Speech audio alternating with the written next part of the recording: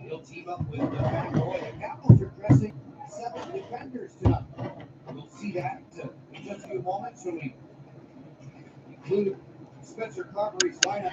What's going on, everybody? John here with you. The Caps coverage cut in a little bit abruptly, so it's already going on right now within the first 30 seconds. But let me give you the lineups there. So, head coach by Spencer Carberry of the Washington Capitals, 23-8-2. Dylan Strome, Andrew Mangiapane, Tom Wilson, Rasmus Sandin, John Carlson, PLD, Connor McMichael, Alexei Protas, with Martin Ferrari and Matt Roy, Hendrik Slapierre, Jacob Verana, Taylor Radish, Nick Dowd, Brandon Domain, and Ivan Rosnichenko, with Jacob Chikrin and Trevor Van Riemsdyk on the back end. It should be Charlie Lindgren off that back-to-back for the Caps. He should be getting the start today. And for the Bruins, head coach by Joe Sacco, they're 18-13-4. They're also pretty good. They're third in the Atlantic. Last one on Brad Marchand, Charlie Coyle, Nikita Zadorov, and Charlie McAvoy. It's Pavel Zacha, Morgan Geeky, David Pastrnak with Jordan Osterley and Brandon Carlo, Trent Frederick, Justin Brazo, Oliver Wahlstrom, Mark Kastelik, Johnny Beecher, Cole Koepke with Mason Lohrei and Andrew Peak. Jeremy Swayman should be the goaltender of record today. And that's what we have. So the Caps now have this in the offensive end. Not much going on within the first minute and 45 seconds. Good inside-out move, but John Carlson able to steal the puck. Mangiapane for Strome. He takes a big hit, falls down on his wallet as this one gets sent back down. Flipped by Geeky and not deep enough for icing. That was a good forecheck there for the Bruins. But the Caps in the road whites with the blue pants and red striping will send this one back around the ice. Charlie McAvoy has to get around a couple of stick chops there as Mangiapane, the former Flame, will get this to the blue line side. Here's a long flip from Chikrin. This is in the high slot now. Ferravari cross pass. Lost it in between the skates for Mangiapane. And now the Bruins will go left to right. They're at home in TD Garden in Boston. They got the yellow, white, and black, and the mix with the striping on the shirt. As Matt Roy, former LA King. Again, this team looks a lot different from what we used to cover them over the last few years, as the icing is called against the Caps. But when you think about it, again, no Evgeny Kuznetsov, no Nicholas Backstrom. Alex Ovechkin won't come back until the Christmas break. TJ Oshie out for the year. The big names, the ones that maybe are getting long in the tooth, they're not part of the Caps as far as the history going down and improving across the stretch. Because when you think about it, honestly, this Caps team should not be a playoff team. We should be rebuilding under Alex Ovechkin, who is chasing records. You bring in Spencer Carberry, who's been a phenomenal coach. You got the Caps to play a trap style. You have an excellent development program between Hershey and the Washington Capitals and the like that has continued to impress. That's why they're 23-8-2. The only reason why the Devils are up a point is because they have 4 extra games played over the Caps. This is the best team in the league, the Washington Capitals. So Miroshnichenko was pushing Swayman into the goal crease, and that drew a crowd, but nothing more than that. So that really is the brass tacks of it for the Washington Caps. They are the best team in the league. And when you think about it, 7-2-1 in the last 10. Again, injuries to Ovi, Lars Eller, Sonny Milano may be coming around back from the Christmas break, but no Backstrom, no Oshie. Still 7-2-1 in the last 10. Always tight games no matter the opponent, the best team in the league. And for Boston, same outlook in those 10. 7-2-1. Wins have been tight, just like Washington, but they've had a couple lopsided losses, 8-1 to Winnipeg and 5-1 to Seattle. I don't think we're going to see that tonight. This should be a 1 or 2 goal margin at most. But for the Boston Bruins, when you look at their point totals, again, Pastrnak, no surprise, is the lead with 35 points, but a -4. But this Boston point total, once you go to Marchand with 27, there's a precipitous drop-off. Elias Lindholm is third with 17. There's a lot of 10-point scores or more, but this is by committee. It's already was by committee for the Caps, so anybody can technically be dangerous, but still, nobody, no shock and awe there for the Bruins. As this is now Charlie Coyle on the first line. Lindholm, cross pass. This one gets deflected off of the stick. And now Dylan Strome Try to take it the other way on his forehand. Wilson wide open. He lets the wrister go. This bounces off the stick shaft of Swayman. Pull back up the Caps line as Strome try to send this around the end boards, but can't hold the blue. It passes way too far. Charlie Lindgren will play this puck. Again, for Lindgren, his stats. Let me get into those really quick as we get a play in behind the net. 10, 6 and 0, 258, 903. Neither goalie in between Logan Thompson or Lindgren has shutouts, but Lindgren going to get the chance to play today.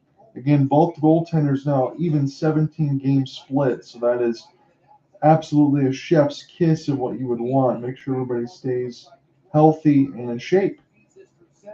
David Pastrnak off an inside out. He loses it near the right side boards. PLD try to get this one to Protas. Protas now using his forehand toward the right side bed line. He gets cut off. And now Morgan Geekie try to race the other way. Good back check race for PLD. That was all effort there. That's not something that we normally would say. And for PLD, his point totals, again, just like a lot of stuff on Washington, is not phenomenal. But the way that it's played for Washington, everybody is just a part of it. He might be happy enough because this team's playing really well. So you're not hearing any issues with PLD, and that's a good thing if you're a hockey fan. Toward the right side, Mason Lohrei lost it for a moment. Here is a slap shot in from the point from Feravari. This one gets blocked by Boston. Toward the left side red line, Feravari steals. Now good reverse hit to Haim. Will knock down Andrew Peak. This will be picked up by Boston just for a moment across the blue line. A lot of defensive battle that we've seen right now. Just 2 shots on goal for Washington, nothing yet for Boston. This is going to be the type of game that we're going to get tonight. Here's a flip ahead, trying to look for Cole Koepke, and Feravari is going to finish his hit and make sure that this other feed is working on the YouTube side as Koepke's shot misses. Lindgren now waiting toward the right side post. Feravari still trying to shadow. Here's a shot from the point. Lindgren was bouncing around the goal crease, and Wilson finishes a check. Reverse hit against McAvoy, but it's Wilson who falls down. Now Kastelik off the backhand. Still trying to keep this here is Johnny Beecher. Beecher tried to sit it out front of the corner with Koepke, but that gets sticked away toward the right side post. Good reverse hit for Wilson as Washington will send this one in. Shots on goal now. 2-1. 13:30 left in the first. Again, I was chomping at the bit to get back into another call. Didn't get a chance to get my second one with the Sharks because it was postponed. So might as well get some action here before Christmas Eve. This one had bounced. Here for Pastrnak right in front of Lindgren as it takes out one of the Caps. Now Jacob Vrana. It's his second stint with Washington. I can't believe I'm even saying that. Another good finish of a hit there for Washington. A very physical game. Now toward the right side, Elias Lindholm will send this one back around. This will be stolen by Miroshnichenko. Sandin, one more pass and a high slot. Here's a long shot, gets deflected. Sandin tries to join the fray, and this one is hit from an angle.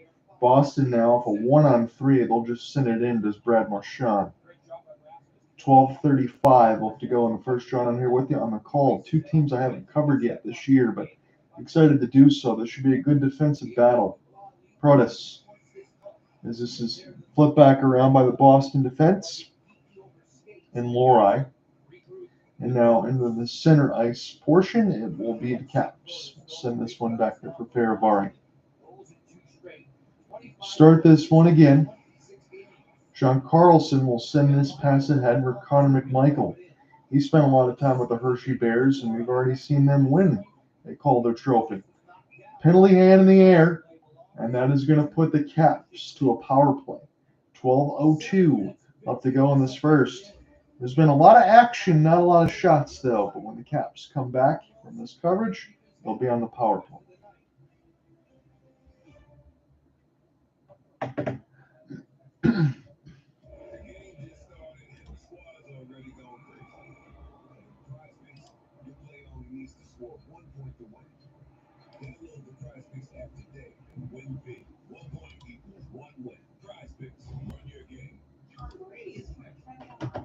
Looks like I just missed.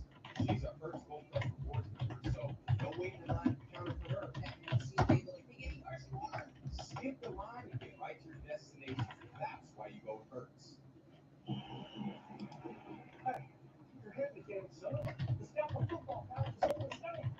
You'd rather go to school for insurance. I didn't raise no insurance, man. But you did, Dad. Football's your passion. Why? Providing round-the-clock protection and virtual customers of final open offer. Jamie, we need you out here for football. You're giving up on your dream, James. Get up on yours.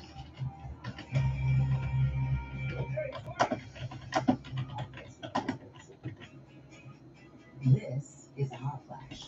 So defensive battle, as we thought it would be. And when we come back in from the TV coverage, it'll be Mason Lori in the box for a trip against Protoss. With 100% hormone-free Viosa, you can have fewer hot flashes and more non-flashes. Charlie Lindgren stopped both shots he faced. Jeremy Swayman just one. Swayman's numbers this year, little bit head-scratching, 11, 10, and 3. 313 goals against, 887 save percentage. He does have a shutout. But ever since signing that big extension, Swayman's still a young netminder, but his numbers are nowhere near as good as they were. Linus Olmark really starting to pick up now for Ottawa Senators, though. So they don't have that dynamic tandem anymore. But Jonas Korpisalo has been pretty good in the stead. 7-3-1, 2-4-2, 904, and 2 shutouts. He's got the rest today.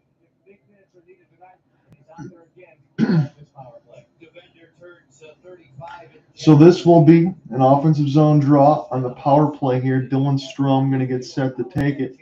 John Carlson's got a ton of power play points. Washington's power play not so bad. They're middle of the pack, 21.2. Penalty kill toward the lower end, 77.6 for the Bruins. So we'll see what shakes out. This is Strome from Chychrun, back pass toward the left side red line. This bounces up the side of the cage. Brandon Carlo trying to find it is John Carlson.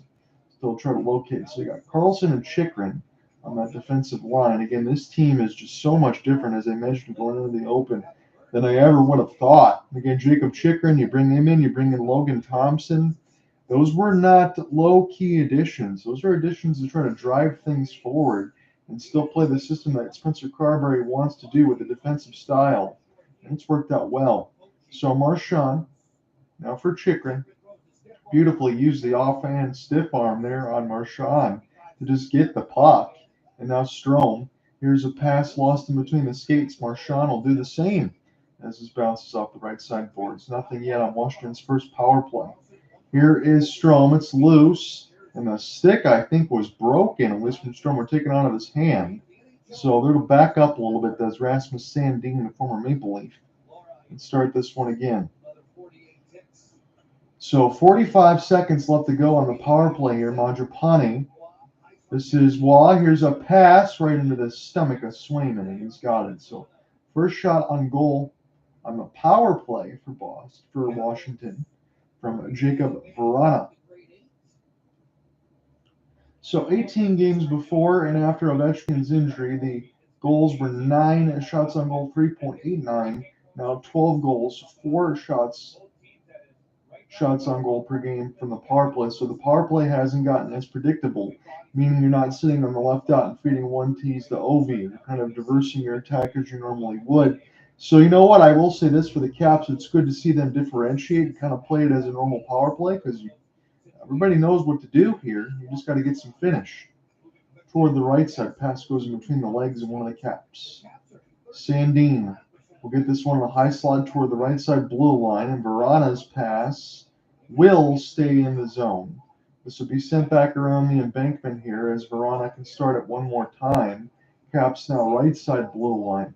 Still trying to work with it. Verana, forehand. Sandin toward the left side dot. Now back to Sandin. One-timer. This one goes off the boards. Sandin.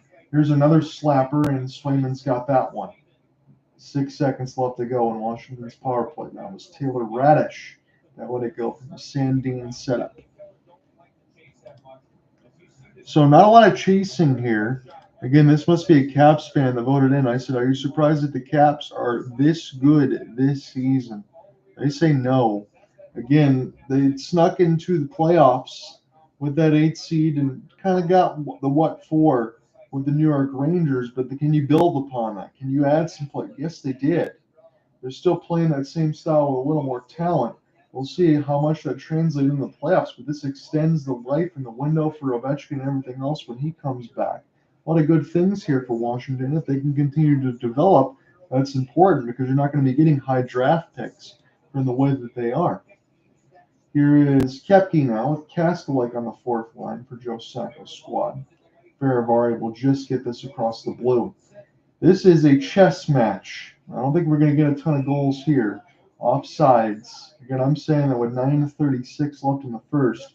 But it is interesting to watch games like this because a lot of this, okay, let's watch, Edmonton or Colorado and watch the offense ignite. These two teams are going to make you pay. We'll see who makes a mistake first. That's how they score. You can feel it because your idea is fresh and come to life faster. Your needs are anticipated and met in real time. And your business always keeps moving forward.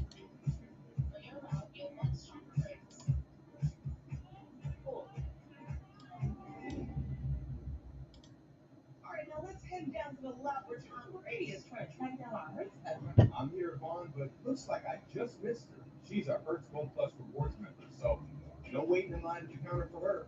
That means she's able to pick any car she wants. Do you think she treated herself to an upgrade and ended up with a premium SUV? She did go with that upgrade, Vaughn. I know it wasn't an easy choice with all the great vehicles here.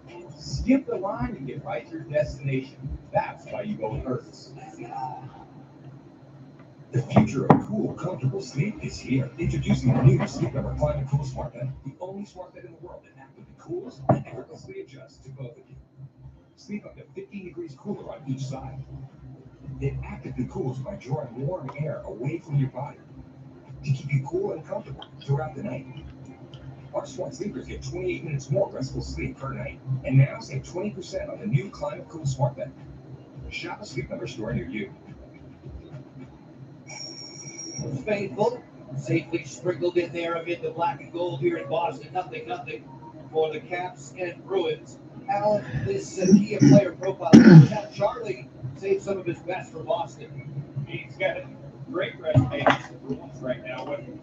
So Charlie Lindgren last season against the Bruins, 2-1, 0.65 goals against. That's bingo numbers with 968 save percentage, 2 shutouts. So absolutely astronomical numbers against the Bruins last year. Why not give him a start again? Again, he had a back-to-back anyway. So we're going to figure that out with Charlie Lindgren. He got 2 good netminders. Again, Lindgren was not a small pickup for them. Probably was a couple of years ago, but it hasn't turned out that way. In a sense, if you got 2 netminders and mixed with Darcy Kemper, you moved on from Kemper and you got exactly what you need in Thompson and Lindgren as well. You got that system, you got good defense, you got opportunistic offense. I mean, Capitals know what they are. This one played toward behind the net for Lindgren, but intercepted. Now, this will be an opportunity here for Marchand. He can't hold. Good combination passing for Strome. The second pass was too hard. This goes across the emblazoned B logo and send this one in. So 3 scoring chances to just 1, but shots on goal only 3-2, and we're halfway through this first. So I haven't really had to even test the voice register, not even mildly, as this is bounced in the air off a pass attempt back to Sandin right to neutral. Right up the gut, glove down by the Caps. And this is a mess here. And toward the dots, it's Pasternak. We'll take a slow flip. We'll put this back to Geeky, and we'll see if Boston can start again. This has just been stick in the mud as far as these defense. We knew that going in, but 2 teams that are going to trap you and then try to finish their checks. It's been physical, but there's not been a lot of offense to speak of just yet. 8:25 is Zaka and PLD will come together now. Trevor Van Riemsdyk trying to pry this loose in the third line defense for Spencer Carberry's squad. Pinball pass. As Washington will work away out of their own end. Now toward the left side, Connor McMichael. One more touch to Blah! Try to set up a 1T there for Chikrin, but he fanned on it. That was pretty good movement there. 3-4 passes and quick possession, but couldn't get anything going. Off of the flip. This will bounce right to Charlie Lindgren off the clear. And now Washington is just going to get possession out of this. Jacob Chikrin will get this one to the left side after his pass. Finished in behind the net. This is, again, very physical here as Washington picks up left side line. Chikrin's one-timer gets blocked at the point. Now this is an opportunity here for the Bruins to shoot toward the right side blue line, but that one goes up and on a play. Again, it was Oliver Wahlstrom that let that one go. I want to make sure I check in on the rosters again because there is no Parker Wotherspoon today. I think he's the extra scratch. So that would look different as far as the name value. When you're looking on TV, sometimes you don't get those camera angles where it's that close. 3-3 on the shot board. 7:36 I'm falling all over myself in this first. Again, this is pre-Christmas. I'm trying to make sure to get this all set up here, get a little bit of the pipes warming up and registered in this type of defensive battle. This will be hit in off the glass. Domain will be able to get it out. This is an onside pass off the backhand. Dubois doesn't shoot. Try to set up another one right in the middle of the slot for Connor McMichael. And that one gets taken away. If Dubois had to do that over again, you think he would have shot that. Mangiapane is going to win the race for the hybrid ice against Tristan Braza. But for Dubois, I mean, my goodness, you're right there. All you got to do is shoot it. They're showing Joe Sacco. He's the former Caps right wing from 99 to 02. He is now the coach of the Boston Bruins. 44 points in 213 games with the Caps. The more you know. It's the 50th season anniversary here, essentially, for the Caps. Again, that's what they're celebrating. This will be Wahlstrom toward Matt Roy, former LA King, and now Faravari.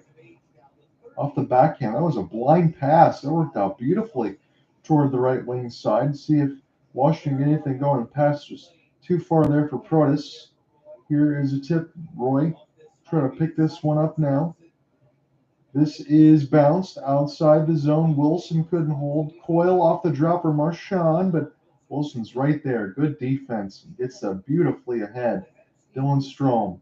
Strome now. Mangiapane off the spin. Lead for Strome. Strome might get to it first. Left side red line. We'll put it toward the right dot. One more feed. Sandin through the traffic. This goes wide as Swayman.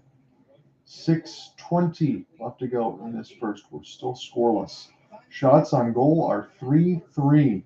Sandin. This is a defensive period. Again, we're going to see a lot of that. Roshnichenko got knocked down as he tried to backhand and get his forehand set up. This is toward the outside, and Koepke, Sandin blew a tire, and Koepke, I guess, didn't know that. He just threw it on goal and went up the side of the mesh anyway. Back pass, too weak to get out. Washington will get another opportunity for Jacob Verana.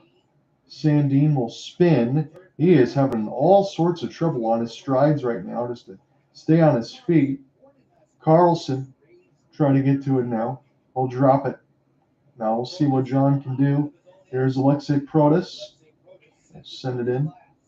This bounces off the glass toward the right side. Doesn't move at all. This will be kept in off the tip. And now toward the right side red line. We'll start again. Good forecheck here for Washington. Try to steal this near the right boards, but they throw it right back to Kastelic.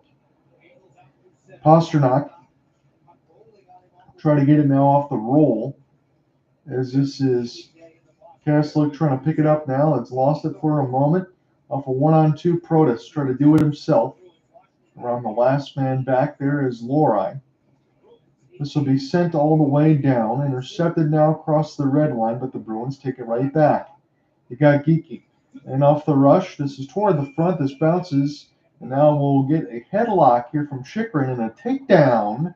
We'll see if that draws anything else as it brings the Boston fans to their feet. But I didn't see the number there for Boston. It was below Chikrin off the hole. That is Morgan Geeky, who got taken down. Little Muay Thai as we go to the break.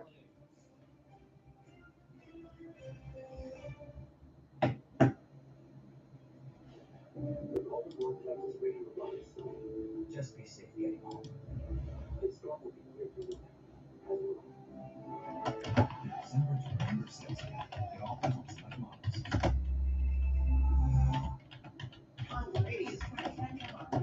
Looks like I just missed her. She's a Hertz Gold Plus Rewards member, so don't wait in line to counter for her. That means they will be getting first one. Skip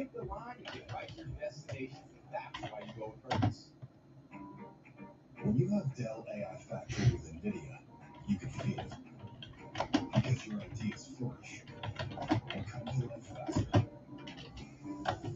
Your needs are anticipated and met in real time. And your business always keeps moving forward.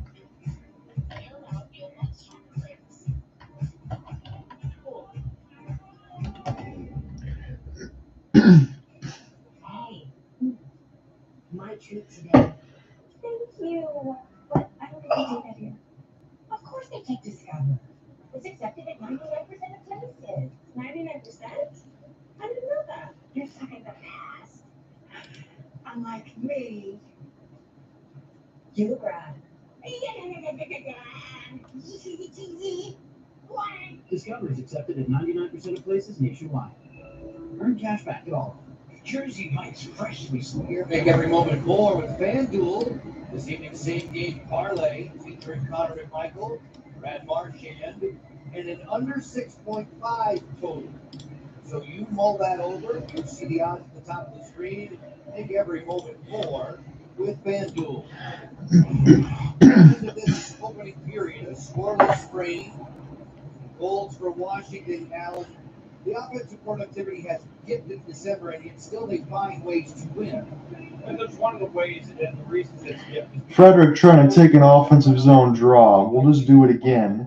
4:52 left to go in the first. They've ballooned the shot total, now 4-3, and I say that very ironically as I can, as the Bruins have the edge there, but it's 0-0 as Nikita Zadorov get his first starting for number 91. Again, you got a lot of former Flames in between these two. Mangiapane here for the Caps, and then Zadorov and Lindholm for the Boston Bruins. So it always puts a smile on my face for Avari, as Wallstrom got that partially blocked. It goes back to Farabari, and then this will be angled off a stick and go up and out of play. 4:24 left to go in the first. John, I'm here with you on the call. It is the Caps and the Bruins. Again, I should have, instead of calling this broadcast in rhythm, I should have called this game plans as far as the quote unquote, because it's kind of what we're seeing right now. Roy let this one go from the point, and this one bounced up and out of play. Good traffic on front of Jeremy Swayman. Now, Swayman, again, as I mentioned, his numbers about 880 save percentage, but you got to think about it this way. For the way that this game is played, this might be good for Swayman to get his numbers boosted up. All he really needs to do is try to fight through some of these screens and look at some of the shots in the point, because they're going to try to stuff stuff in between Washington and Boston. You would think you're going to go right at the goal and try to just put the vulcanized rubber into the traffic. That's what you want to see from both of these teams. This is Geeky off the steal, and then we hit the glass. David Pastrnak. He get this one back off his backhand, gets around the stick lift, and then can't hold. Wasn't a lot of movement there for Boston. Try to send it back in. Protas off the delayed offside. He's got the possession now for Washington. It is McMichael. Again, they played on that same combination line with the Hershey Bears a couple of seasons ago. Now toward the right side, Pastrnak trying to make something in between his skates, but it's yet another turnover for Pasta. This one will bounce all the way back down. Mason Morai will gather from Jeremy Swayman. 3:25 left to go in this first. Again, I find it hard to believe that I haven't even had to remotely test the voice register at this point. Dylan Strome. Tom Wilson, now Mangiapane will try to go ahead. The other idiot pick this one back around. They'll send it right through the middle, and this is trying to find Tom Wilson, but it's stolen. Charlie Coyle. Lindholm off the rush. This bounces off of Lindgren's glove. Now Elias toward the right side boards. He's trying to find it. Charlie Coyle now. Here is Elias Lindholm. This is centered through the blue paint dangerously, but nobody was home. Goes all the way back down to the Bees. So Mason Morai and mixed with Andrew Peak on the third line side. That is what Joe Sacco's squad has. Here is a clear and across the red Lindgren. We'll put this around the inboards. Again, the low light for Charlie Lindgren was the score against himself a couple of weeks ago, but that's just something you rarely ever see. But the Caps won that game. So this is now sent around for Swayman. This will hit the glass. The Bruins will escape the danger of McAvoy. Nice seam pass ahead. McAvoy going to join the rush. And Beecher gets blasted by Nick Dowd. Frederick says, "How are you doing?" That one goes off the glass. That reverberated all the way across TD, but Johnny Beecher popped right back up. His face caught the glass pretty good, but no worse for wear. We'll see if one of the Caps goes in the box for that one. Faravari with a boom on Johnny Beecher, and that was the biggest highlight of the first period so far, but that was a staple gun. I don't think he really could have stopped, but he did finish his hit. We'll see what we get if there is any sort of call. But Frederick had a little bit of a takedown there on the other side, so Faravari might get a boarding. That's a minor, and it will be a Boston power play. So both teams got an opportunity here with the man advantage. In Boston, if they let this go all the way through, it would just be 6 seconds left in the first. Just a 6-second difference between the game clock. John Hunter with you. We're TD Garden in Boston, Washington, and the Boston Bruins.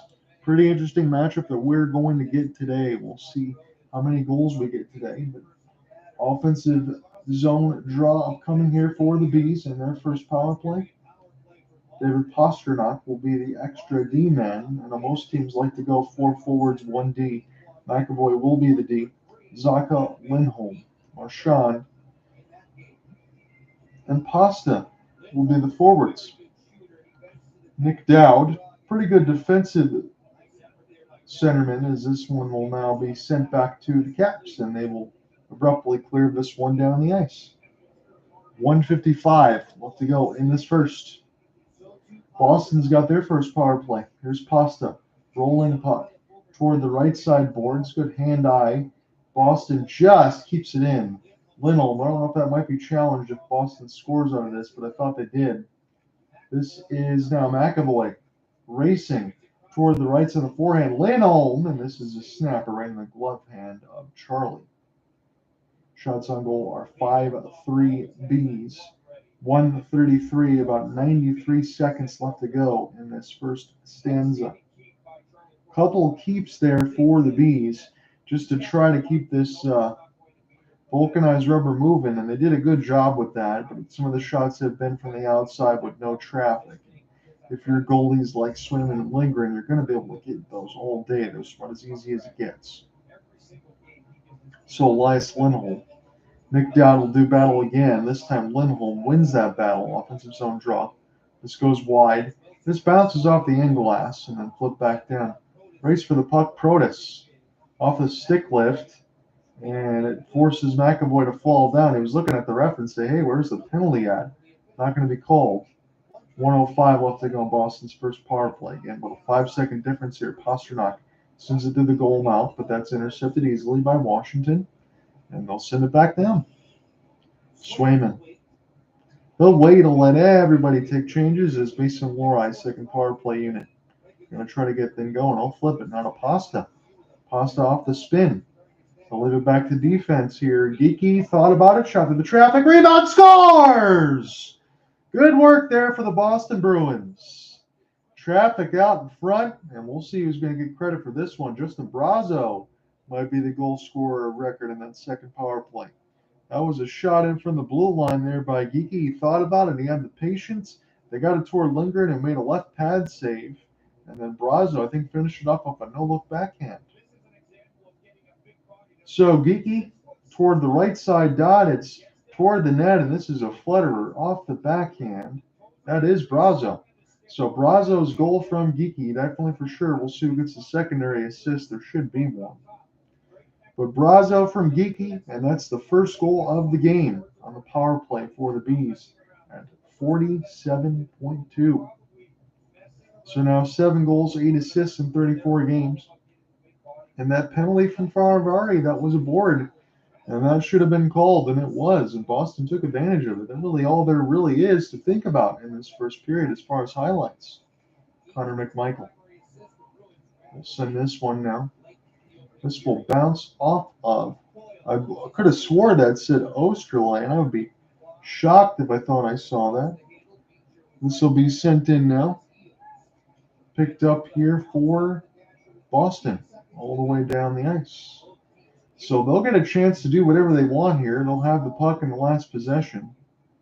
And this will be Elias Lindholm. Now for Charlie Lindgren. Play this off the right side of the glass. That is going to end the first period. Justin Brazo, power play goal. That's all we got in this first.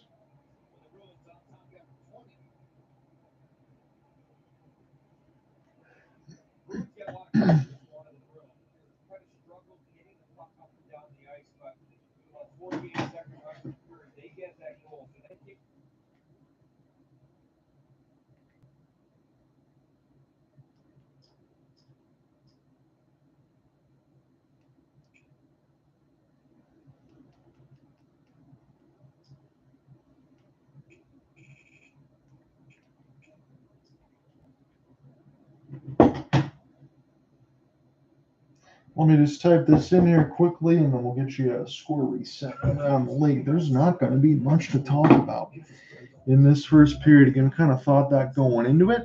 This is going to be a defensive battle. Kind of get feet wet, see what you got for these two teams that are pretty good. And the defense was fun to watch on that side at least. If you like that type of hockey, you're going to like this game. It's almost like a farmer's market. When you walk into the restaurant, you should hear the sizzle that you're hearing right now. It sends all those waves up to your mouth. You're making me hungry. Where should you pick up a meal with Bixby and big savings? Only with Xfinity. Get gig internet at home for $25 a month when you add Xfinity Mobile, which connects you to Bixby Wi-Fi on the road. Save more than $650 over AT&T and Verizon. Plus, hurry and get a free 5G phone. So save big and stay connected with gig speed internet and mobile from home to hotspots. This new year, it's all about savings on Bixby. Visit Xfinity.com/big savings today.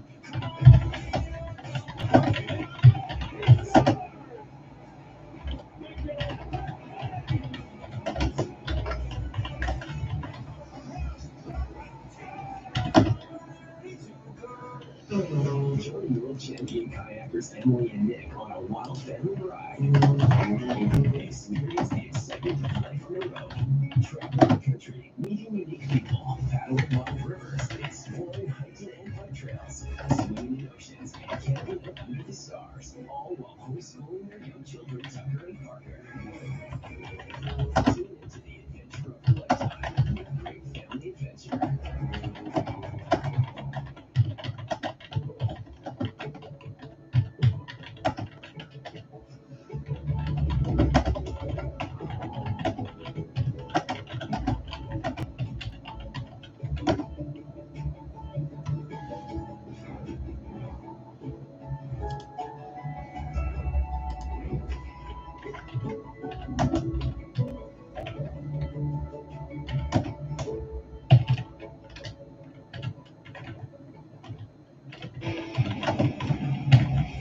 Well, the Bruins need the first one, and then another, and we'll go on from there to victory. It is hoped if that happens, 3 goals or more, the Bruins tomorrow will receive a free 12 Some apparently got markers from Secret Santa at the Christmas party, and Vicky Redmond was a well done. I think it's great. Don't do it. If you're close to him, the first of Mr. is Skinny. Get him on. The season's really stepped it up. They stepped crazy crap. They really dove it out. That's a no. Something just what is that crazy crap? I'm putting out. It's okay. Pizza, pizza. Wrap up 2024 with holiday savings on a shiny ride from Taylor Ford. Like this Ford Escape Active all-wheel drive, $197 a month. All right, so just typing up this last XLT, $311 a month. set of stats here for the first. There's not going to be a ton to tell you about, but from the numbers that we do have, it kind of tells you the story that Boston Bruins took advantage of the Washington Capitals in that first period. So Justin Brazo scores on the power play from Morgan Geekie and Mason Morai.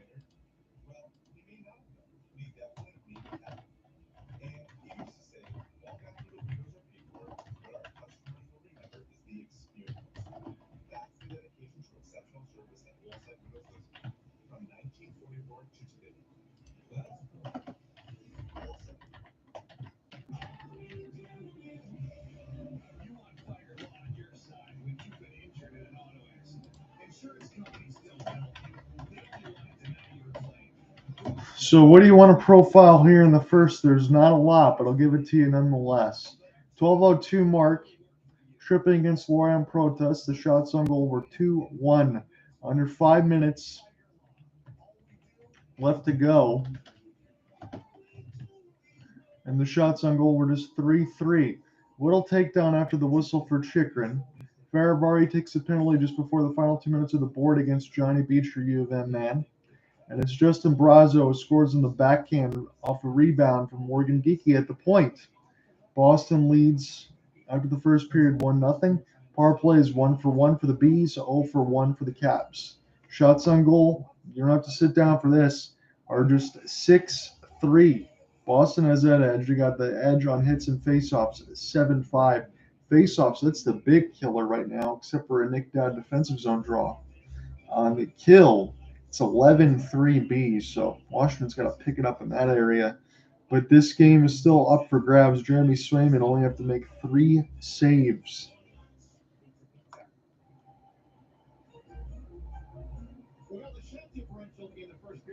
Well, speaking of that, I just flipped to the Red Wings side because they're in break 2. Their shots on goal are 10-3 Blues.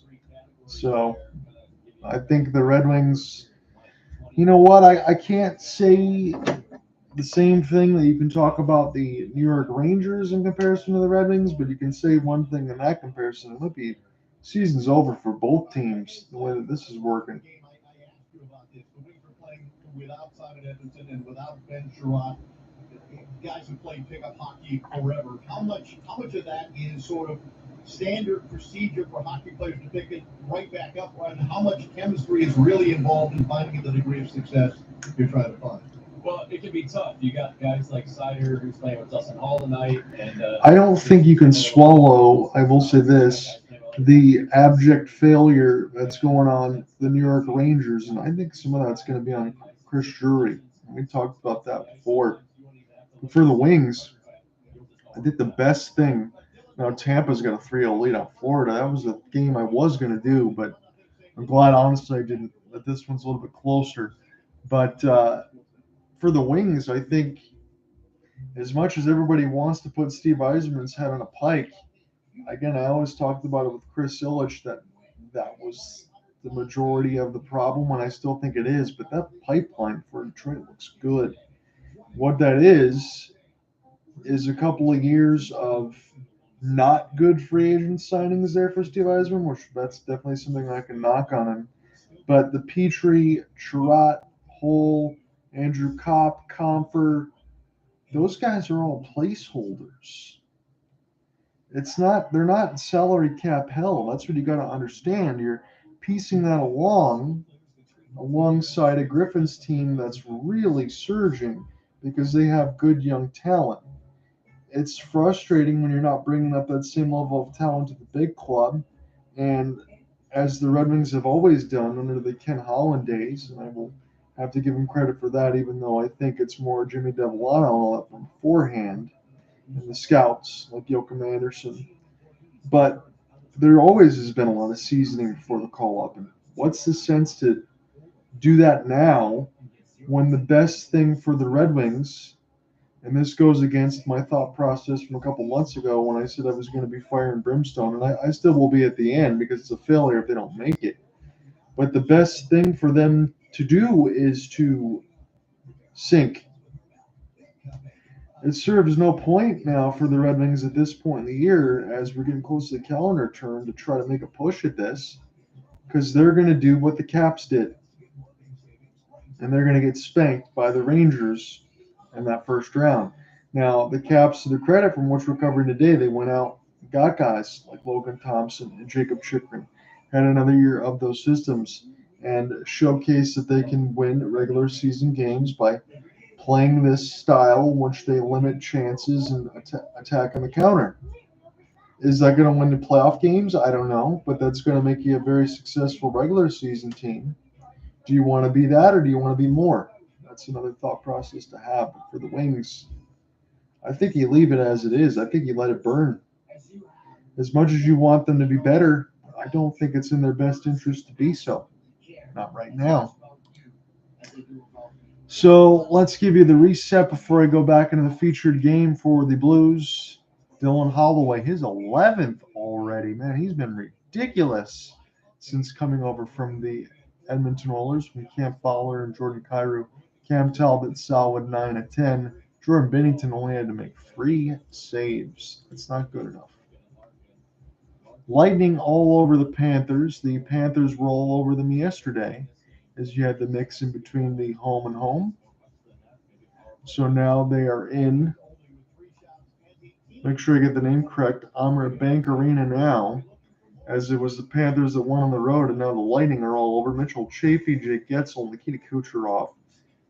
Big boys continue to get it done. Big Bob, 12 of 15. Jonas Johansson will get the start off the back-to-back. 8 of 8. He's done the job. So they've limited the chances. Blue Jackets. It's disappointing for the Red Wings when you think about it, because the Canadians stomped all over the Red Wings back-to-back games, and now they're already down 2-0 to the Blue Jackets. Blue Jackets' record at home, though, is pretty good, 9-4-3. Dmitry Voronkov and Kent Johnson, you've been men from Zacharinsky and Matthew Olivier. Jet Greaves, 6 of 6. Sam Montembeau, 9 of 11. Sabres have the lead over the Islanders. Let me go back into the standings just to double check and hopefully not to avert my eyes. The Sabres have lost 13 in a row, and that streak is still active depending on what happens tonight. But they do have a 1-0 early lead over the Islanders with half in the first. It's Beck Mallenstein from Jacob Bryson and Ryan McLeod. Ilya Sorokin, 3 of 4. Ukko-Pekka Luukkonen, 2 of 2. So the pleasure of having the early game is I get to watch some of the late games. And there's going to be a couple of decent ones. Hurricanes and Preds get going in about 25 minutes. That will not qualify as a decent one. Blackhawks and Wild could be interesting. Blackhawks playing decent of late. That one might be to keep an eye on there. Sharks and Canucks. Macklin Celebrini homecoming for the first time. That'll also be on ESPN+.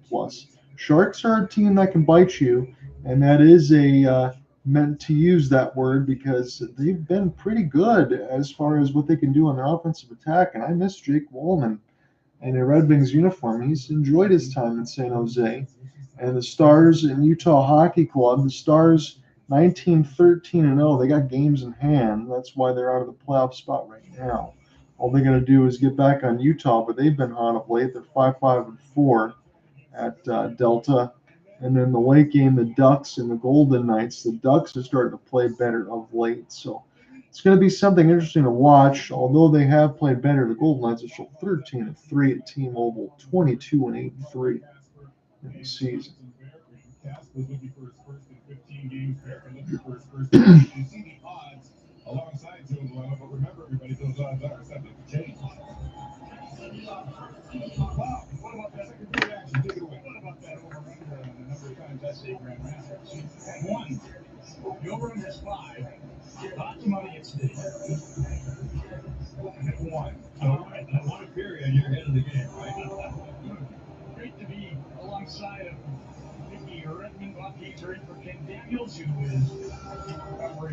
I know I'm going to go back to our featured coverage here, but I want to give a shout out to Bob Kaiser. He's the Grand Rapids Griffin legend. He's been doing broadcasts for, 35, 40 years, something like that. He's working in with Mickey Redmond today as Ken Daniels got the Amazon call up. So good to see Bob Kaiser get some burn. Honestly, as much as it's so nice to be able to get the extra salary or whatever else to call some NHL games, he probably wishes he was with the Griffins again just to watch some better hockey. And this is sniped right in. Alexander Texier. So that's your live look-in. As soon as I turn the Red Wings on, they give up a goal. Thank God I'm not covering this abomination. The last time that we were going to cover them, that would be the last time of the year, is when Cooper and I jump in between February 2nd, 3rd, something like that. But man, oh man, the Red Wings are just so awful to watch this year. It's not fun. It's not even close to enjoyable, and it's painful, quite honestly, how bad they are.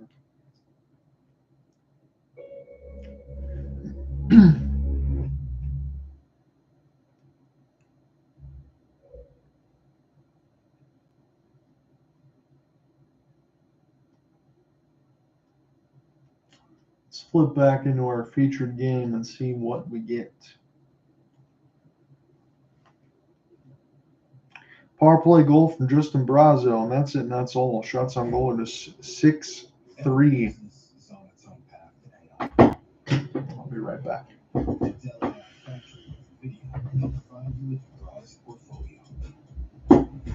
you to quickly implement the AI help keep your data secure and get the flexibility to scale as you grow. So no matter what business you're in, you can keep moving forward.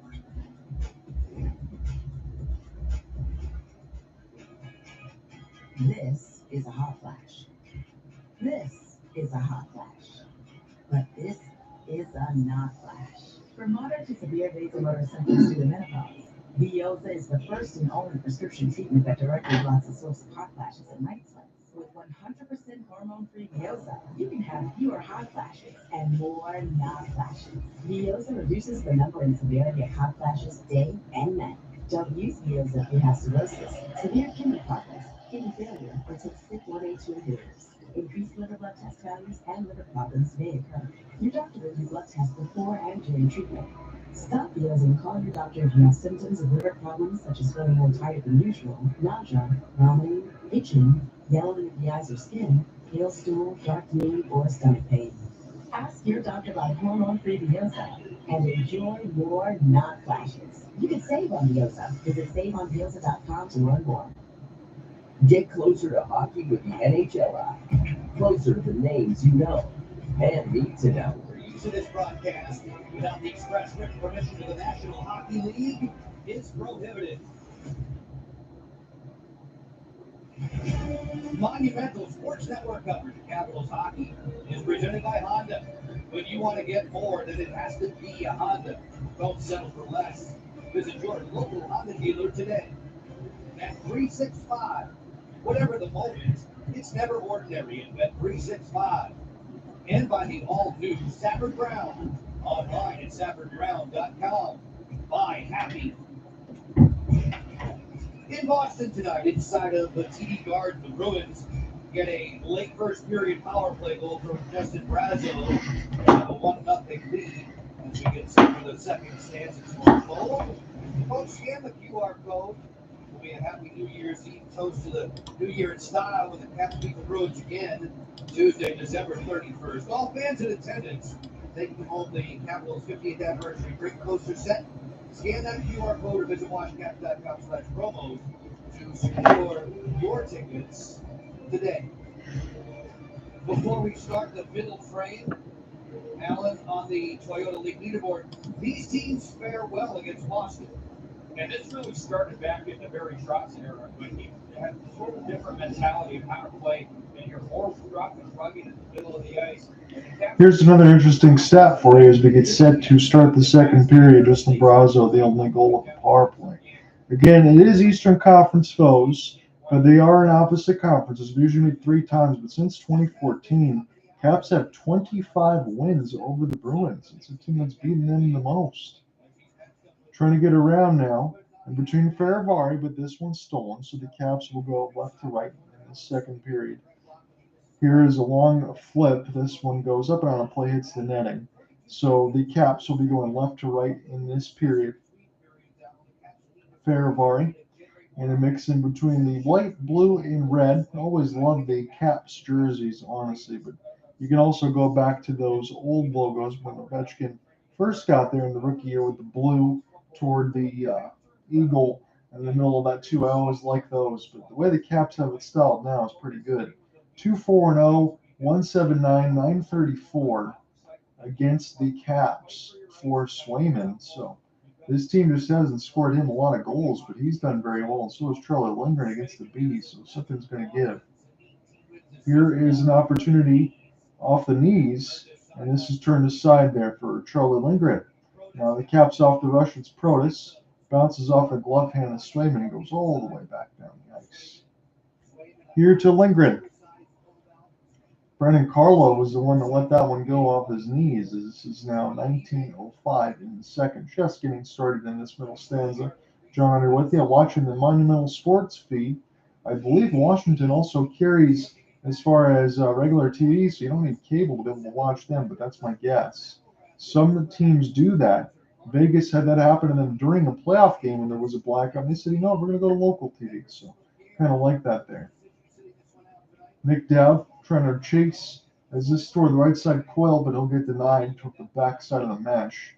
Have to start this one again as McAvoy will dump it in. Here's Marchand. Send this one to the right side, right in the slot. This one doesn't even hit the net. Nick Dowd now off a hold as Marchand trying to pop back up toward the right side, and Trevor Van Riemsdyk will give him a lift. Chychrun takes 1-2 as Nick Dowd gets around Coyle. This will be flipped back down now for Washington. Off the finish, it's Domain, former member of the Wild. Again, some low-key pickups here for the Caps. They've been good. Everybody knows how to run that system. This is toward the right side. Dowd trying to find it, but here are the Beasts. They want to go right to left in this period, but the pass is too far for Coyle. 17:50 left to go in the second. Charlie will take his change, and this will be Tom Wilson. This was a flutter right towards Swayman. We'll just hold on to it, and we'll get a D-zone draw. Shots on goal are 8-3 for Boston, and it's 17:45 left to go in this second. So again, we talked about some of the players that are no longer here for Washington, whether injuries or whatnot, because that's off Backstrom, Oshie, and the like. We can also talk about that for Boston over the years with no Patrice Bergeron, David Krejci, those teams. Again, they had that chance against the Florida Panthers, but that game winner, Game 7, that kind of ended it. And it was pretty interesting as far as the Panthers make their run. If they weren't so beat up, they probably would have taken on the Golden Knights. Stick taken right out of the hand of one of the Bees. They're going to go to the bench to pick it up. Dylan Strome now. He was another good low-key pickup several years ago. He's been one of the better players on the Caps ever since he's been signed. This is tipped. Picked up across the Embrazen B, but Pasta gets bodied by Wilson. We'll start again. Toward the right side dot. This will go D to D. Now find the entry off the long foot. Wilson will give chase. He gets slew-footed, and that is going to be called right into it, right in the leg. And Tom Wilson draws the power play. He's got the full cage mask on and everything else, but he got walked right into a slew foot or something. It seemed like that was the case. We were just skating in. He gets tripped off the back skate, and that one had to hurt a little bit. So interference is going to be the call. I'm going to get a chance to take a look at this here. So Wilson toward the right side blue line starts his rush, and that's a trip. Interference, Carlo, whatever you want to call it there. Trip, interference. Interference is going to be the call, but Carlo going to sit in the box. Second power play opportunity for Washington upcoming. Boston's already scored on theirs from Justin Brazos. Joe Sacco doesn't like it. I think that's the right call. I don't think that there's anything that's a surprise. Spencer Carberry looks on. I imagine Spencer Carberry, if this team continues to play the way that they are over the years, he's going to be behind the bench as long as he wants to be, and I'm going to rubber stamp that. Johnny Beecher. Zadorov will send this around the embankment. Picked up now for Chychrun. Chychrun now will skate backwards, lock the backhand to Dylan Strome. This is going to force Charlie Lindgren to come out of the goal crease for a moment. Now Strome. Outstretched pass for Tom.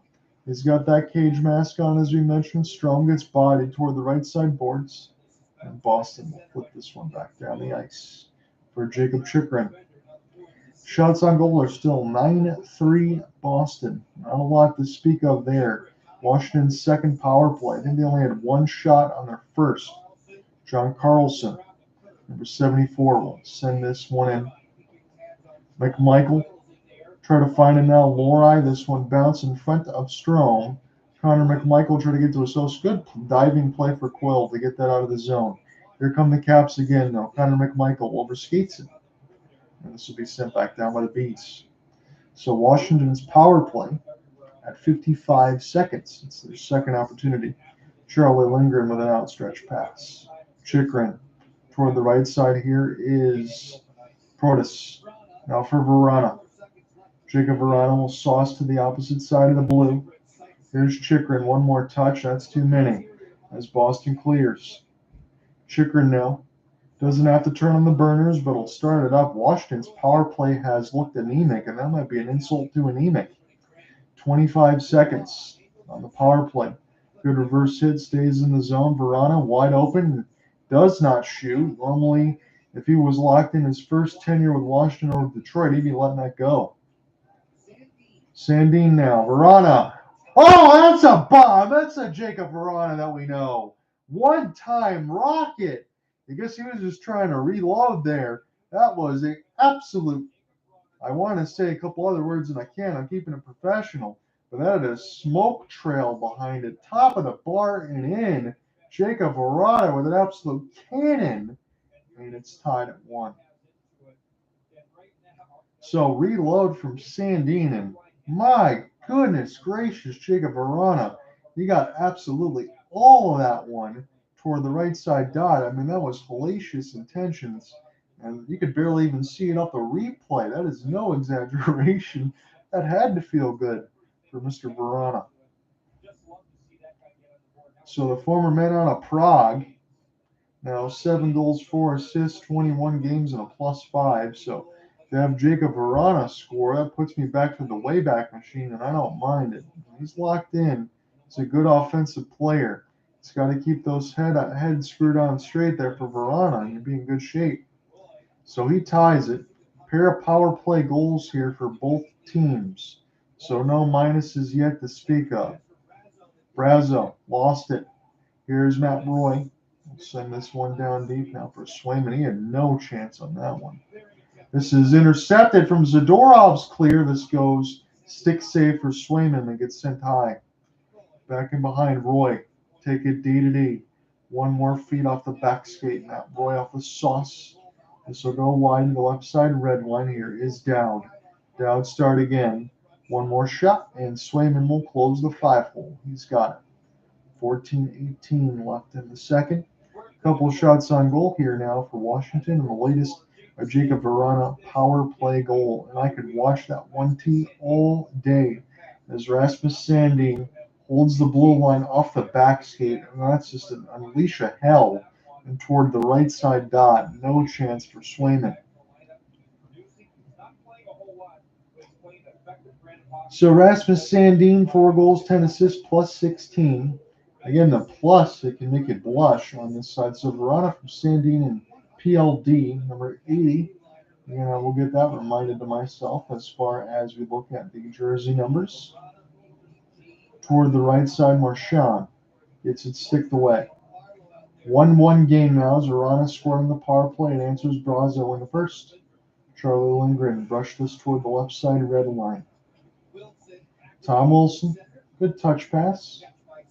And this will be picked up by Sandin one more time and brings it right back to John Carlson. Carlson with a seam pass. This will be tipped toward the left side red line. Swayman's going to play it. Intercepted off Wilson. Skid little hand-eye. We'll see who gets to it. Goes in between the legs of Elias Lindholm. And then sent back down. I don't know if this is going to roll enough for icing. Trevor Van Riemsdyk will start it again. Both teams take their change, so Spencer Carberry's squad is the one that's got it now as Van Riemsdyk try to start this breakout. Don't think they gained the red, but they're going to give the luxury anyway. Zaka gets it stolen. Verana back out there. Trevor will get this one in the high slide shot for Chikrin. That one gets knocked away. Verana will brush it one-handed through the goal mouth. And now Verana tried to get in on his horse and steal it. Trying to battle around a couple stick shafts as well as Lorai. Finally get this one ahead. Zaka. And across the embrazen beat. Here's Mason Lorai. Dropping out for Zaka. His back skate. Set it up. Zadorov! Ripper! And this one didn't find the net, but he had all day to shoot it. Sent back down the ice. Icing is waved off. Connor McMichael. Check gets finished here. And Miroshnichenko tries to join in on the fun. 12-20 left to go in this first. Trent Frederick. Here's a sauce feed. Bounces off Lindgren's stick. Nick Dowd will have it now. Dowd toward the right side wall. One more touch just out of the reach there of one of the Caps. And Charlie will make an outstretch from 50. This one bounces up and out of play. 12:01 in the second. Shots are 11-5. We'll step away for a moment. Jacob Verana scores in the power play.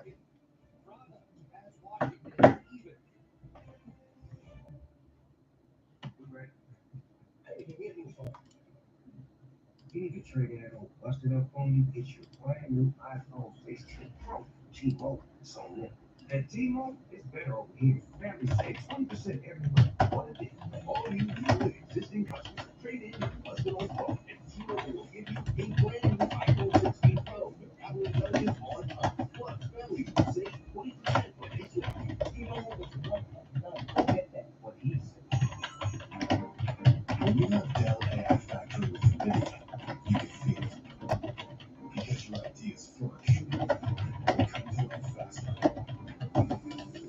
Your needs are anticipated. And met in real time.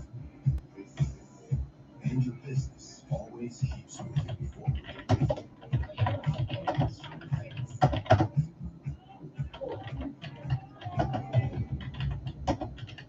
Letting Mutual customize my car insurance, I save hundreds.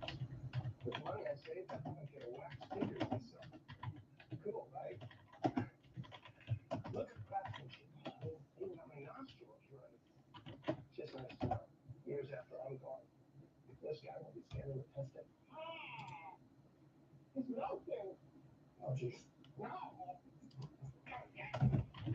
Only paying for what you need. Jacob Chikrin and Andrew Peak. Big league business for them tonight. Capitals and Bruins tied up at 1. Alan, who knew that the Florida Panthers house league team would be able to produce 3 NHLers? It's about a $10 million roster right there, and coached by an NHL player. They could only skate in 7 skaters, and one of them, they had 8 skaters total, and one of them have to play net. So they all rotated in goaltending, and you look at that, that's spectacular. 3 of 8 skaters on the team playing NHL. Frank Stan, Anthony Slade. Well, that's exactly what I would do. If Walker was in front of me, I'd go right through him, and I would just have to make him pay every time he got the puck, and every time he shoved the puck over the net, I'd finish my job. Pretty cool to see the 5 and 6 years old at the time. Brandon and Jacob's dad sort of coaching the team, right? That was a pretty cool look as we check back into the action here in the sense of the Florida Panthers house league team. They showed Brandon Domain, they showed guys like Verana, some of these guys playing on the same team together, and now they are on opposite sides against each other between the Washington Capitals and the Boston Bruins. So pretty neat to be able to see that there. Connor McMichael, 33 games, 16 goals, 13 assists, and a +12. He's got 9 points in the last 11 for the former Hershey Bear. Again, one thing I mentioned a few times through this broadcast, and I don't mind repeating it, the Washington system in between Hershey and everything else, the player development has been excellent. And again, you talk about how important that's going to be because if Washington continues like they did last season, I know they got eliminated in the first round by the Rangers, but they got in. If they continue this way, they're not going to have high picks, so it's important for the guys in the system to continue to develop and contribute at an NHL level. And for Spencer Carberry's system and all that too, they're doing it. So shots on goal are 10-6. We're almost halfway through this game in its entirety in regulation. Matt Roy will lose it. And this goes back to the former Columbus Blue Jacket, Andrew Peak. As Ferravari's pass will nutmeg one of the Bruins. And right now for Peak, start again off the back skate, right to left again for the Bees. They're home with the black, gold, the mix of the white. At TD Garden in Boston, one of the better venues that we have in all sports. Ferravari can't chase it, and this will go now to Charlie McAvoy. So we'll start it again with the top line. McAvoy, ton of speed. What a skate through toward the right side off a sidestep. We'll have to just send this around the inboards now. Chikrin Now for Marchand as he pinched. It's Dylan Strome who retrieves it. There's a flip. Mangiapane can't hold it in, as this will be sent back down now from Boston. And Washington will get puck possession. Chychrun will leave this nicely and cheaply off the backhand. Will go to the left side red line where the Bees will start again. 10:15 left to go on the second. John Underwood on a solo call today, watching two defensive teams go. Trent Frederick, wrister up and in, and so was Charlie Lindgren. No penalties out of that, though. Just no momentum to be able to stop. Caps. Now toward the left side, it's Dylan Strome, gains the red and fires it in. Jeremy Swayman will hit the glass as bounces off of a couple of Caps here as Osterley. That is Jordan Osterley that got a piece of it. So it wasn't on the roster sheet today, but I do see it now. So I did say right the first time. Looked like Kastelik might have got hit in the face, but that wasn't saw by the referee. Trevor Van Riemsdyk off the reverse. So Frederick will check out. Beecher will come in. All the forwards take their change. Boston let them obliged to do so. They wanted to take changes anyway. This one tips. Will go all the way back and behind the net. Swayman. Boston trying to make something happen off the rush, but it's stolen now for Rasmus Sandin. Hard in off the end glass. Try to reverse their fortunes. And Boston will back tap this in off a long foot. Sandin one more time. Played in between the legs, right into the right wall. This is Johnny Beecher trying to get his stick on it a couple times. Again, Beecher was the one that drew the boarding penalty from Faravari. It turned into a Justin Brazo goal. And then a trip against Tom Wilson and Carlo. Turned a power play goal from Verona. Pair of power plays on both sides in both periods. Wide open from 100 feet, Marchand. Coyle couldn't stay on his feet, but Marchand will find it. Toward the right side, picked off by Washington. Flip back down.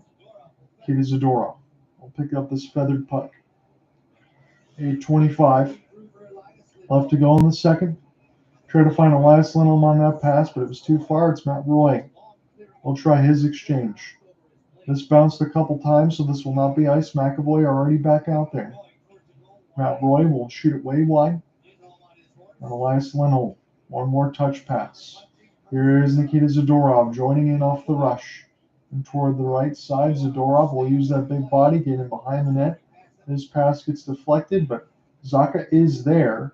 He does get taken down, and a tripping call against the Caps. That was right in front of the Zebras.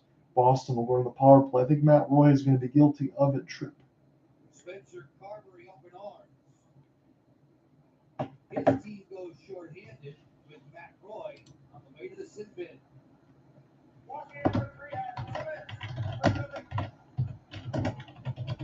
Boston will skate 5-on-4 when you return. We'll carry right along with more action this Monday night for Beantown.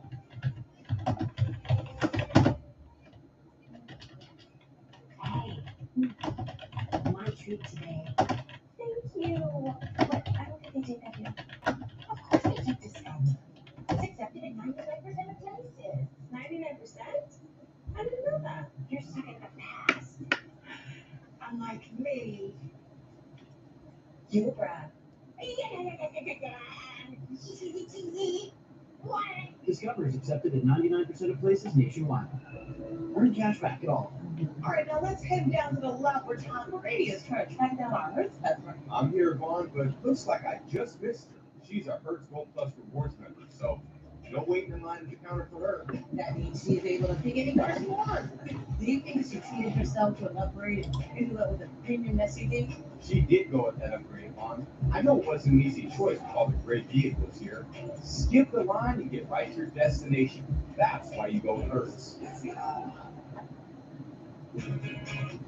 This is a hot flash. This is a hot flash. But this is a not flash. For moderate to severe vasomotor symptoms due to menopause, Vioza is the first and only prescription treatment that directly blocks the source of hot flashes and night sweats. With 100%. We're in the middle of the commercial break. We're past the halfway point of this second. It's going to be another power play opportunity upcoming as Boston will get one more look at it. Again, they were 1 for 1 in the first.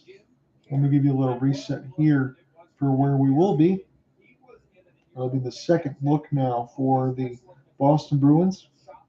Both teams 1 for 2. If Boston scores, it'll be 2 for 2. Shots on goal are 10-6, hits 11-9, and faceoffs 18-4. Boston's got all of those advantages with 7:56 in the second. Pull back up these rosters as we get underneath the action. So offensive zone draw upcoming here for the Bees. Again, 1 for 1 with 2 shots. Again, if they don't score, that was just before the recorder, they'd be 1 for 2. Both teams would be at 50% if Boston doesn't score here. Justin Brazo did on the power play in the first. Coyle off the touch pass. Carlson try to get it out, but it's Mason Lohrei. Not a Coyle at the bumper near the right dot. Lohrei lets it go off the spin and turn. He kind of torqued himself to shoot that one-timer there to get some sauce on him. This one goes up and on a plate. 1:48 left to go in the second man advantage for the Bees. This one bounces off of one of the Bees in front in Brazo, who already scored on the power play. So we see what that second line wants to do with Joe Sacco. You get Brazo out in front, get deflection, scrub the back end as he did in the first. Brazo got his post positioning here on Carlson and Lindgren, and this one will get sent back down for the Caps. 7:30 left to go in the second. John, they're with you on the call. It's a 1-1 game. Pair of power play goals in both periods. Toward the right side, it is now Morgan Geekie. Fake the slapper, give right back to him. Geekie toward the right side. Coyle was wide open, but he couldn't get a stick on it. Now a race for the puck. Short-handed Tom Wilson. This one will try to get played from an angle, but he loses the puck. It just kills more time and an extent. Trent Frederick will lose it. This will be flipped back down now as Protas can give chase. 1 minute left to go in Boston's second advantage. 6:50 left to go in the second. Lohrei will feed this one back as try to find the entry now. Zaka Marchand. This is in between his backside, bounces off of him. Marchand will locate high slot now. McAvoy. He's got it off his back skate back to Brad. One more now for Wahlstrom. Fires. Lindgren says no twice. He sprawled out with the left pad to deny that second rebound. Here is McAvoy toward the right dot. One more for Wahlstrom. Marchand lost it in between his skates. Can Washington clear it out? Yes, they can. This bounces near the right side boards all the way back to Swayman. 15 seconds left to go in Boston's power play. And Charlie Lindgren with a couple of saves. Otherwise, it'd be 2-1 Boston. McAvoy. Now Zaka to Marchand. Marchand, slow up near the right side dot. Lets it go to the screen. This will bounce out. Boston is denied. Both teams 1 for 2 on the power play now. Marchand. Start again. 5:50 left to go in the second as they return to full strength as Washington. Matt Roy back on the ice. One more here as this is knocked away for PLD. He'll get it back. He'll survive a check. Connor McMichael. Send this one in off the slap shot. Tom Wilson pick it up now for Connor McMichael. Wilson try to get this one off the lead. Here's a Dylan McElrath chance that bounces. Jacob Chikrin send it in deep off the stick. Spin and turn is Andrew Peak. Back around the inboards now for Wahlstrom. Nikita Zadorov. Now for Johnny Beecher off the spin. Number 19 loses the puck. PLD gets a reverse hit on one of the Bees. That was Mark Kastelic who got knocked down, and PLD still with it. It's an egregious turnover right to the neutral zone, but Boston will shoot it into their own bench. 4:58 in the second. Shots on goal are 12-6. One more break in the final 5 of the second. Still tied at 1.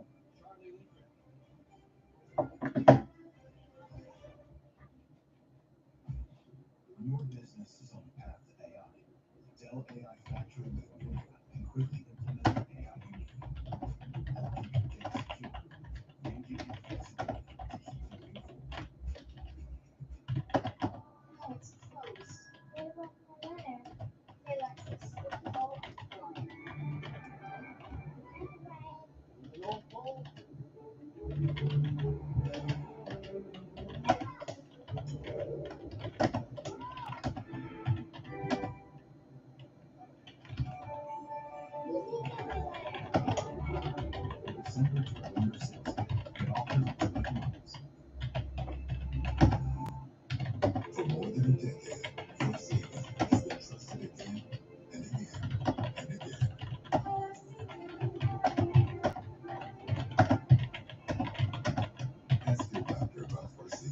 So the biggest action we've essentially got in this game, if not for a couple goals, was the Marchand-Zacha power play line. Forced Charlie Lindgren to make a couple sprawling stops with the right pad and slide over from post to post. But it's still 1 of 2 for both teams on the power play. Let me make sure I write this down again. Shots on goal are 12-6. Skip the line to get right to your destination. That's why you go first. And it does make you wonder. Again, the Caps, it is a back-to-back for them. They'd be 12-5 if they lose, but they're 23-8-2. I know it's a back-to-back, but they have to have a lot of games in which they don't have a ton of shots on goal, but yet they find a way to suffocate, just trap enough and then get a couple goals and win it at most. Every one of the games you watch with the Caps, if you're even half paying attention, I mean, they're always 1 or 2 goal games. It's just the way that they play. This guy is a monster. He's only had 3 shifts tonight for a total of a minute and 20 seconds. That's awfully tough to stay activated and ready to roll. Neutral zone face-off as we jump back into the action here. 4:50 left to go in the second. You could say action or lack thereof, but that's what you're going to see from these teams as we talk about. Here's Domain. Now try to find a piece of it. This is intercepted by Dowd. One-timer up in the traffic, but this bounces off some B's before it ever hits Swayman. Now off the backhand, Caps will steal. It's Jacob Verana. Now for Chikrin. Pair of Jacobs. Chikrin. Now toward the right side. This is deflected off of Swayman's skate. Verana will keep it in. And Dylan McElrath will try to find it now from Dowd. Chikrin shoots. This hits the glass. Toward the right side dot now. Just kept in by Trevor Van Riemsdyk. Trevor will get it now near the right side blue line off the half spin. They'll leave it toward the right side boards, but it's intercepted by Trent Frederick. Frederick will flip it in. It'll bounce. It'll count as a save right off of Charlie Lindgren. 3:55 left to go in the second. John Hunter with you on the solo call, TD Garden in Boston. As Jeremy Swayman will send this back around the end boards. Off the long flip. This is hit in off the boards for Marchand. Big hit near the right side. Majapani gets knocked down. That was a peanut butter and jelly type of hit there. As this one bounces right to Majapani.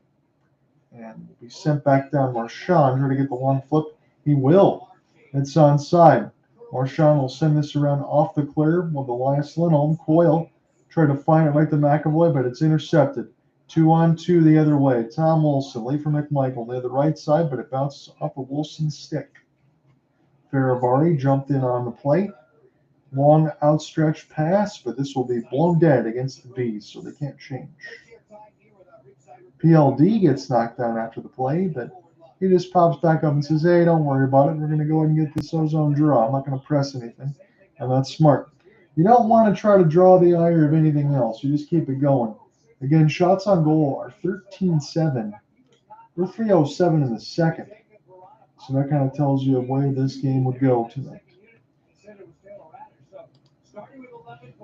Appreciate anyone else that jumped in on this broadcast. Again, I know the numbers have been a little bit lower this year as sports. Maybe some degradation. Those things have changed. A little apathy for some of the things that are going across the economy, all that too, or what you're going to do before a holiday travel and all of that. But happy to be here nonetheless. And you got to try to keep the pipes and everything else fresh, keep things going, because we got World Juniors here for Thursday and Sunday. Castellick. Try to get this one, but it's intercepted right by Dowd. Picked up toward the right side boards, Alexei Protas gets denied. Here's Mason Lori. Good touch pass. Picked up now for Cole Koepke. He gets knocked down. Sent back around for Frederick, and Washington able to use the glass. Chip it out toward the right side blue one. Start this again now for Protas. Connor McMichael. Rolling puck stays in. Picked up now for Trevor Van Riemsdyk. Off to ship this around, reverse the edge. Toward the right side of the dot. Here's a sauce pass. That worked out beautifully. Rasmus Sandin reversed the ice. Trevor Van Riemsdyk off the bumper. This goes all the way back down. Charlie Lindgren comes way out of his goal crease to pass from 100. Trevor Van Riemsdyk and Nick Dowd can't hold the line. They're off sides. 1:49 in the second. Happy birthday, TJ Oshie, 38 today. Scored his first ever overtime goal against the Bruins. Which goalie did he beat? So trivia on the Washington side, TJ Oshie scored his first career overtime goal against the Bruins. And which goalie did he beat? Do I want to say Tim Thomas? But that might not be long enough. As a cat. TJ's got 2 overtime winners as a Cap against the Bees. So you're thinking 140 up to go in the second. I'm not sure they utilized TJ the way they were supposed Jordan Osterley, as this one goes D to D, fake the slapper Ferravari does. This is a backhanded pass to the left side blue line. Turnaround chance goes way wide. Domain's not going to be able to get to it. Now see if the Bees can do anything in transition as Morgan Geeky gets it knocked away from him. This will be one more opportunity near the left side red line, and this will be iced against Boston. So again, they can't change. 1:15 left to go in the second. So again, Van Domain, remember the Wild. Chychrun had bounced in between Ottawa, a few other teams there. You had picked up Logan Thompson, Charlotte Linger from a couple seasons ago, Dylan Strome, who was a very cheap free agent pickup. These guys just continue to play the system and get the job done. That's how you're successful. Now, granted, whether or not that extends to a multitude of playoff wins, that is something that I have to watch. But the Bruins are crushing the Caps in the faceoff circle, 22-5. Mangiapane. Here's a pass for Dubois, and Swayman wasn't even in the goal crease. Brandon Carlos slid over just to try to make sure whether the goal mouth, but shot was wide. Carlson steps into a 1-T, bounces off of Jordan Osterley. We're in the final minute of the second. Jacob Verana is tied on the power play. Pair of power play goals on both sides. This will be sent down. Carlson will start it. Again, worth repeating, shots on goal are just 13-7. So John Carlson has an extended timeout. Again, a lot of the ones we called in between Cooper Hopkins and myself between Tampa and Colorado several years ago in that Stanley Cup final. We watched Colorado Avalanche upset Tampa in their bid for 3 in a row. Carlson, one more time.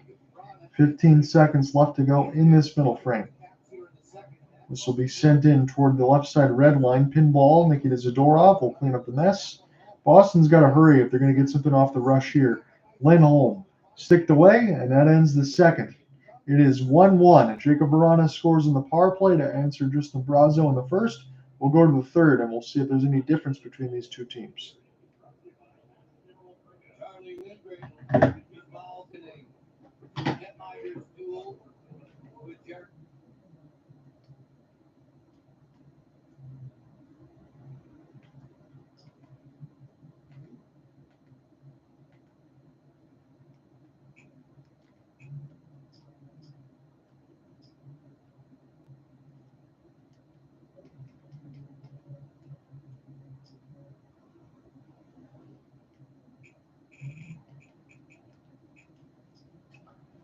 All right, so let's type up the action of the second for what there was, and we'll give you a reset here. Detroit beat St. Louis in each of the 2 meetings last season, but last season it seems like a forever ago. In those 2 games, Detroit had 12 goals against the St. Louis Blues. For the first 2 periods tonight, they have yet to score, and St. Louis has a 3-0 lead. And this intermission report. Christmas Monday is presented to you by MGM Brand Detroit.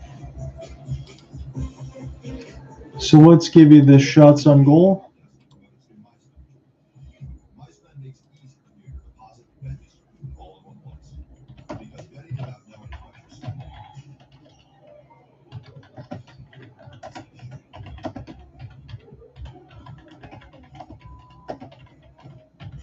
See the whole picture. It triggers MySpend to work on your system and stop sharing. If you get sick with COVID-19,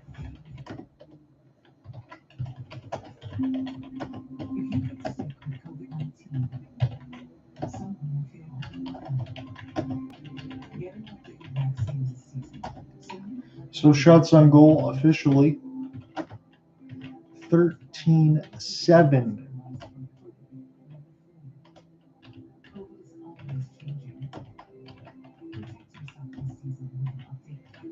It's 15-12 for Boston. face-offs. I mean, this is unbelievable. I've never seen a team get annihilated this badly in the draws.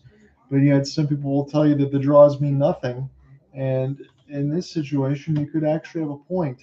Face-offs are 23-5 in favor of Boston, but it's still 1-1. Two teams with the trap style, as much as they do, kind of puts you where you are. So again, Justin Braza on the power play from Geeky and Laura in the first. Jacob Ron on the power play for the Caps from Rasmus Sandin and PLD in the second.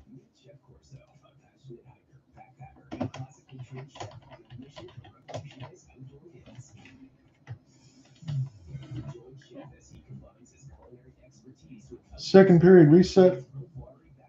Carlo trips Tom Wilson and pays for it as Sandin loads up again with Verana. Playing catch a little bit. They didn't shoot the first time near the left side of the blue line, the right dot. But once Sandin got it back, Verana, he just unloads a vapor trail of a 1-T. That was a sick shot. It bouncing off the top left of the post and in, and it was just unbelievable. Sherman had no chance to make the save. So power play goal effort on both sides, so no minuses for anybody. Matt Roy with a trip, as Nikita Zadorov kept the play alive at 7:56 behind the net, but nothing doing there. 4:58 left in the second period. We take a break. It was the Marchand Zaka line with a couple of chances. Lindgren slid from post to post, made a couple right pads, saved sprawling stops. Boston probably should be ahead if not for Lindgren making those efforts. Obi gave you the reset. It's really all there is. So, the Blue Jackets, we were talking about how they were enjoying a 2-0 lead. Well, the Canadians said about that. At the end of 2, it is 3-3. So Jordan Harris scores, the former Montreal Canadian. That's interesting. And Kirill Marchenko and Sean Monahan made it 3-1 CBJ. But David Savard, Lane Hudson, and Jake Evans tied at 3. Jack Greaves now 13-16. Sam Montembeau 14-17. It's all Blues against the Red Wings. Again, you would expect that. The Red Wings have played some miserable hockey. Dylan Holloway again. He's got 2. And Alexander Texier, that was 18 seconds in before I flipped. Jordan Bennington's only had to make 9 saves through 2 periods. The Lightning and Panthers, both on the power play. Again, nothing to tell you about in the second. It's still Chaffee, Getzel, and Kucherov. Bobrovsky still 13-16. I don't think the Lightning have much more than a couple shots, but Jonas Johansson's been ridiculous in this game so far, 22 of 22. Might as well take a look at the Battle of Florida.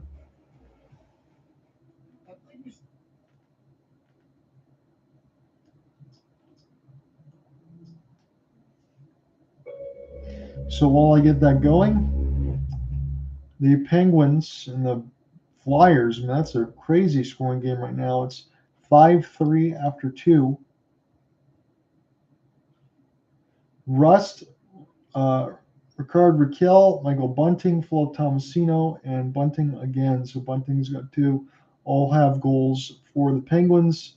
Sean Couturier, Noah Cates, and Igor Zamula have the goals for the Flyers. Tristan Jarry, 18 of 21. Samuel Ersson, 9 of 14. He's getting roughed up a little bit in this one.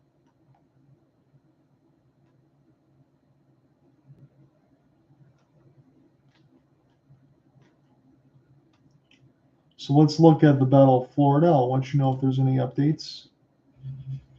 Sabres have a 2-0 lead now over the Islanders. They're trying to snap the losing streak at 14. Yuri Kulich and Beck Mallenstein. Ilya Sorokin 7-9. Ukko-Pekka Luukkonen 9 of 9.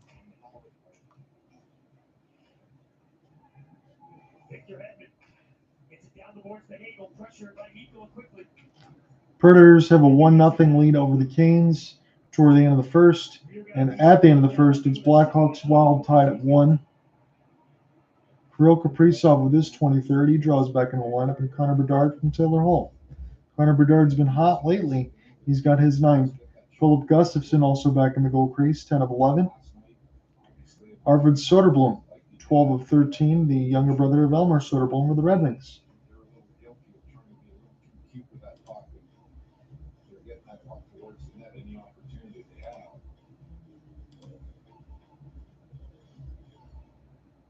On back to Radish. Good save by Bobrovsky. Down forcing will wrap it around the boards. So not easy there for Sergei. You see one shot the entire period and the intermission. After the first, you go to like 40 minutes. I was going to say this, and I did during a little bit of our intermission in the second. I think Sergei Bobrovsky's only faced about one shot since we last updated. That's the second one. He makes the save.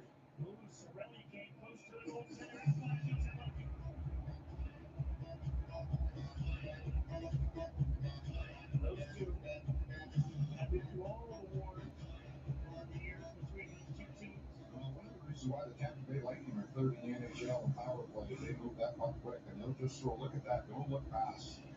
Atkinson just stepped right into it with a wrist shot. That Bobrovsky was well prepared with his positioning there, top of the crease. Tampa's got all kinds of confidence, and although Kucherov is not out there, he's in misconduct. They will throw that puck cross ice as blind. Catch teams flat-footed if the pass is on the target, they can create something out of that. They were saying on the broadcast on the Florida side for Ed Jovanovski that Nikita Kucherov was given a game misconduct. Let me look at this just to see what we get on the scoreboard here. Again, Tampa up 3-0. Florida beat the heck out of them yesterday in this home and home, and they're matching up again today. Oh my goodness, the penalties here. So, Lilleberg roughing on Greer. Chafee and Lindell for roughing. Lusterinen slash against Braden Point. Ekblad rough against Kucherov. Nikita Kucherov got a knee on Matthew Tkachuk, served by Michael Esamont. Nikita Kucherov game misconduct against Tkachuk, and on the knee on knee. You don't want that. Victor Hedman hold against Lindell. Mackie Samoskevich got roughed by Chernak. Lilleberg roughed by Kulikov. Greer against Lilleberg. Kulikov against Nick Paul. A misconduct.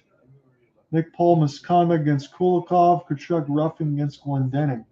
So this has been a nasty, nasty game in between these two bitter rivals in the Battle of Florida.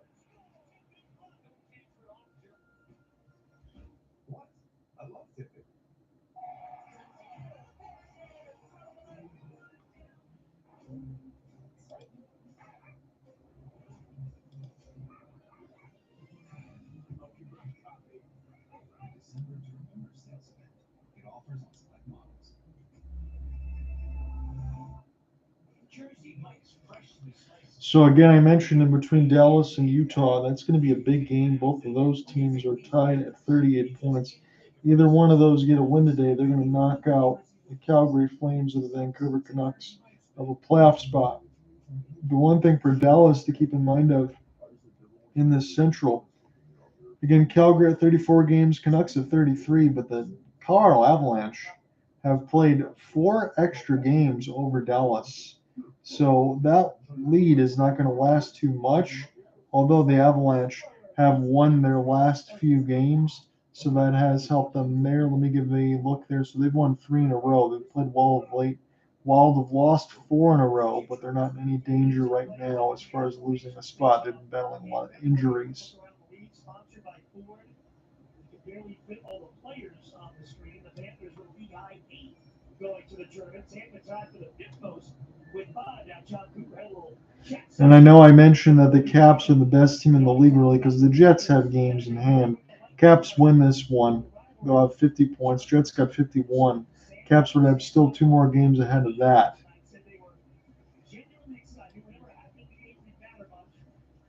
How about all the wars between these teams? He goes, they get in the locker room. Here's a club. You know what the club is? It's the Stanley Cup club. That all players on the 2 teams know about Stanley Cups. So he's certainly looking forward to it. It was a big advocate of getting Sam Bennett on Team Canada.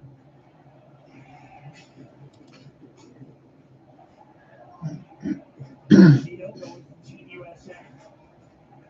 And a whole host of other things. We'll get a NHL break of regular season games for that tournament in February. Panthers looking to get something before the period ends. But here comes Glenn getting 2-on-1 with Newton. Oh, Lucas Spolitsky split down to break it up. And here come the Panthers the other way. Aaron at flat carries in, fire save, Johansson. Portland, knock it down. Hagel pick.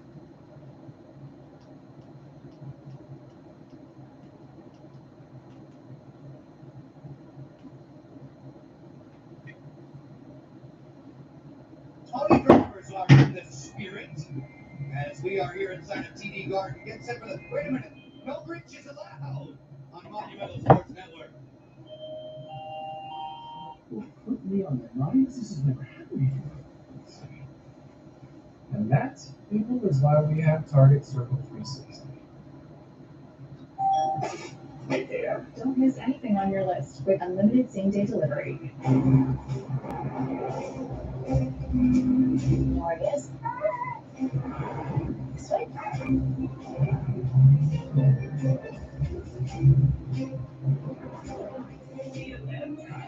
Help you grab coffee.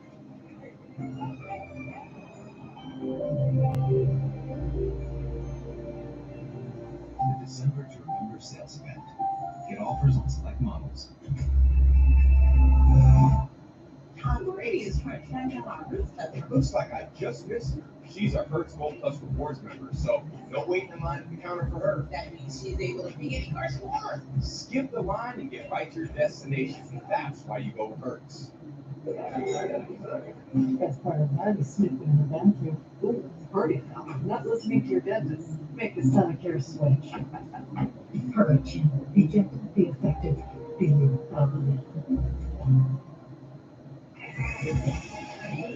Welcome back to Nada Yada Hyman, the reunion. Janita, were you able to find your perfect match on the Hyman? Well, I'm cooking up some, whoa, Apple Watch SE and iPad 12. Guess who else is going to Hey, Max, you gotta want too. Anybody can at Metro? At Metro, everyone gets the perfect match. iPhone 12 with 5G and Apple Watch SE for only $99.99. Only at Metro. Every business is on its own path to AI. And Dell AI Factory with NVIDIA can provide you with the broadest portfolio, allowing you to quickly implement the AI you need, help keep your data secure, and get the flexibility to scale as you grow. So no matter what business you're in, you can keep moving forward.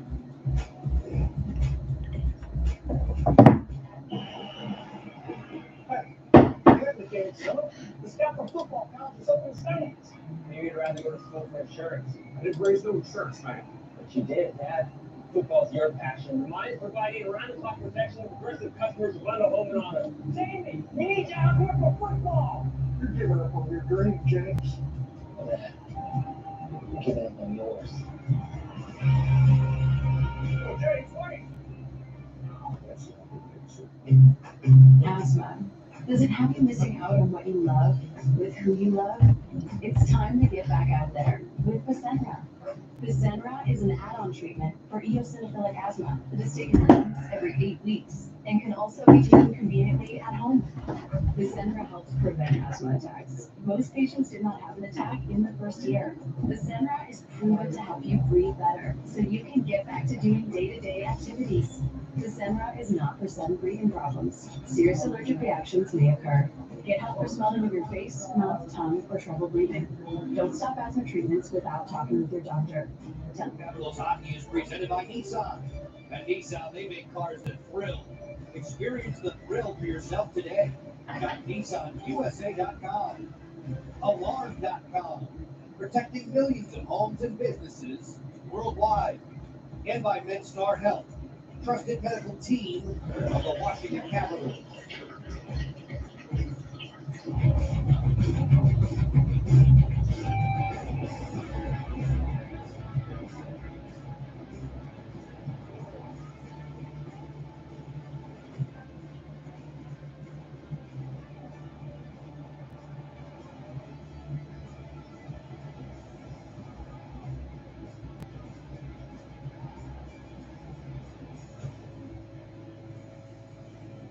Capitals just 7 shots on goal in 2 periods. 4 instant shots in this game. It's a 1-1 score after 40 minutes of play.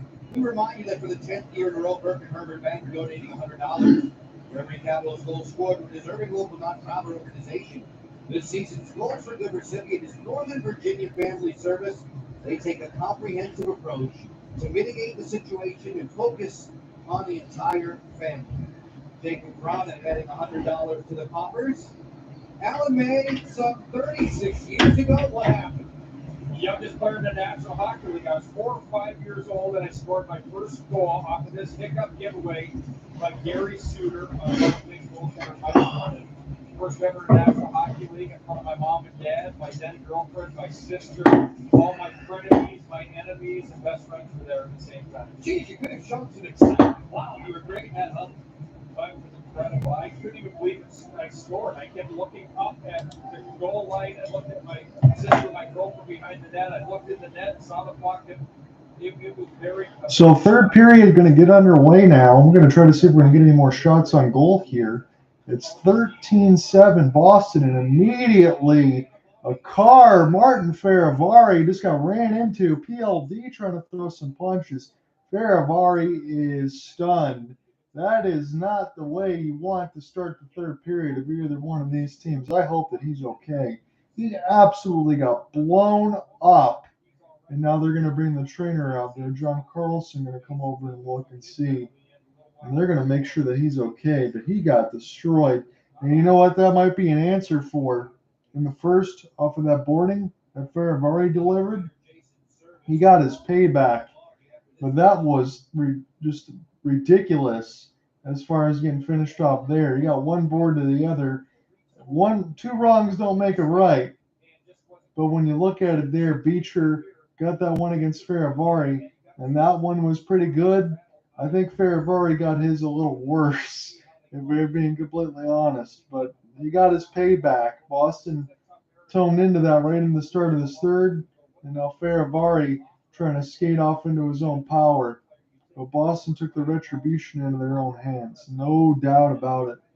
So that's what happens. Sometimes you might have talked about that in the locker room and say, I'm going to get my revenge on somebody. If you get a chance to it, they got it on Beecher with Faravari, and Faravari got it done to him now, 10 seconds into this third. So he's going in the dressing room tunnel. It looks like he's got a concussion. He looks messed up.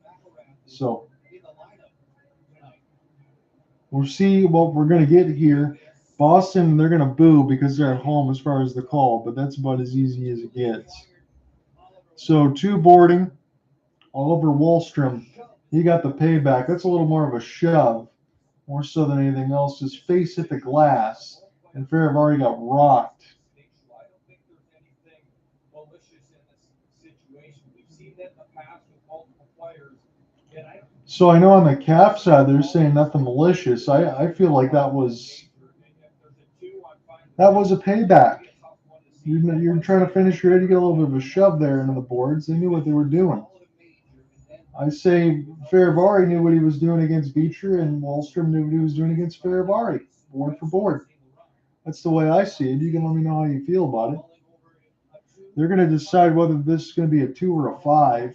Now, Washington, with the Verona power play goal, looked good there, but other than that, not a lot of shots at all. So with a 5 to start with fresh ice, this could be huge for the Caps to kind of take this game, and then they get a couple goals. They know how to play with the lead and salt it away. Spencer Carberry laughing about something.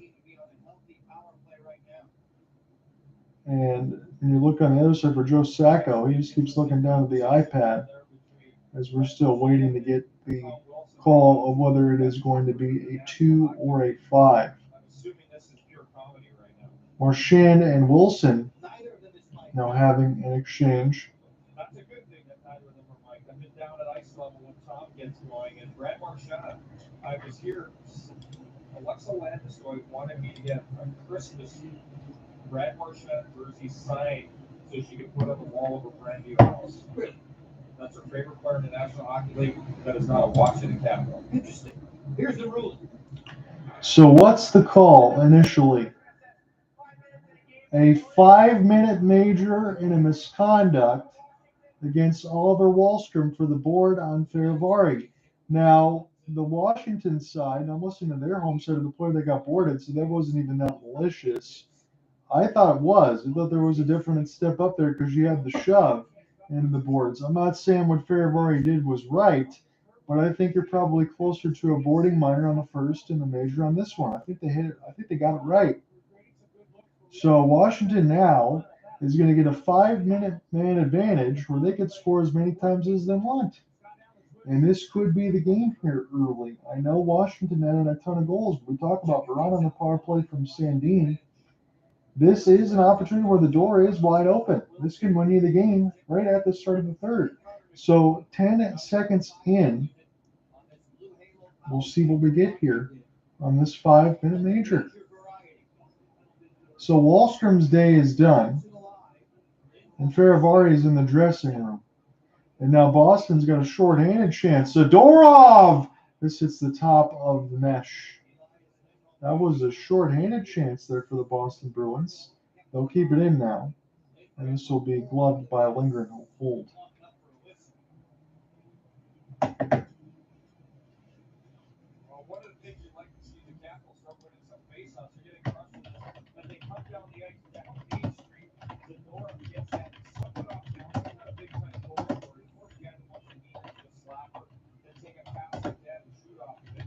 Fortunately, shoots it over and above the net. The Capitals need some faceoff wins. Right now, they're at 25-5, just 5 minutes, 30 faceoffs so far in this game. There they go. Now they've got to trust the breakout. So I had to make sure I tipped on the story. So right at the start, Ferravari gets boarded by Wahlstrom. Ferravari goes to the room, and Wahlstrom, he gets a misconduct for boarding.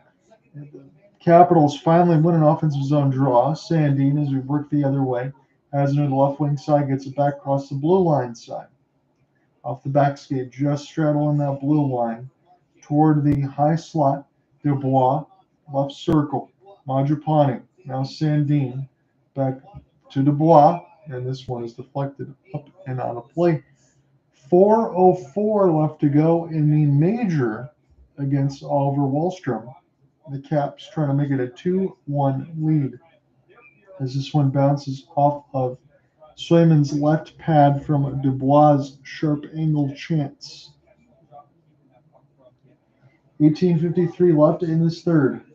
Another face-off loss for Washington. They have been pathetic in that regard. I really have to use the word there. Jacob Chychrun toward the right side. Carlson. Carlson now waiting across the bumper behind the net.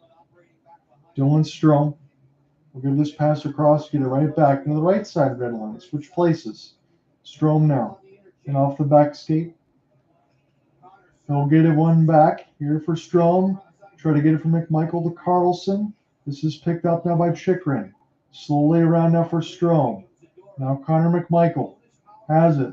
This is floated right to Carlson. Will chip it. Now toward the right side and behind the cage. Strome, McMichael, Chychrun go around the horn. Now this will be knocked away from John Carlson near the left side of the red line. The defenseman pinching in. Connor McMichael now and behind the cage. Back to McMichael near the right dot. Strome switches places with him. Dylan Strome right dot. McMichael through the middle. This is knocked away for Pavel Zacha. Sent back down the ice.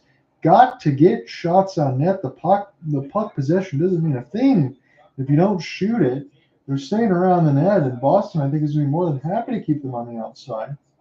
Here's a late forecheck here for Boston on the kill. They're just kind of pushing the Caps around. It is 1-1, so you got to keep that in a vacuum as it is, but you got to get shots here. It's a major. 2:35 left to go in Washington's major as Wahlstrom is in the box, and Ferravari went to the dressing room. Here's one more. Mangiapane. This one played off the back pass. It hits the kick plate and sent all the way down the ice. One more here for Rasmus Sandin. This is almost at the time of a minor now. 2:10 left to go in the major. Dubois.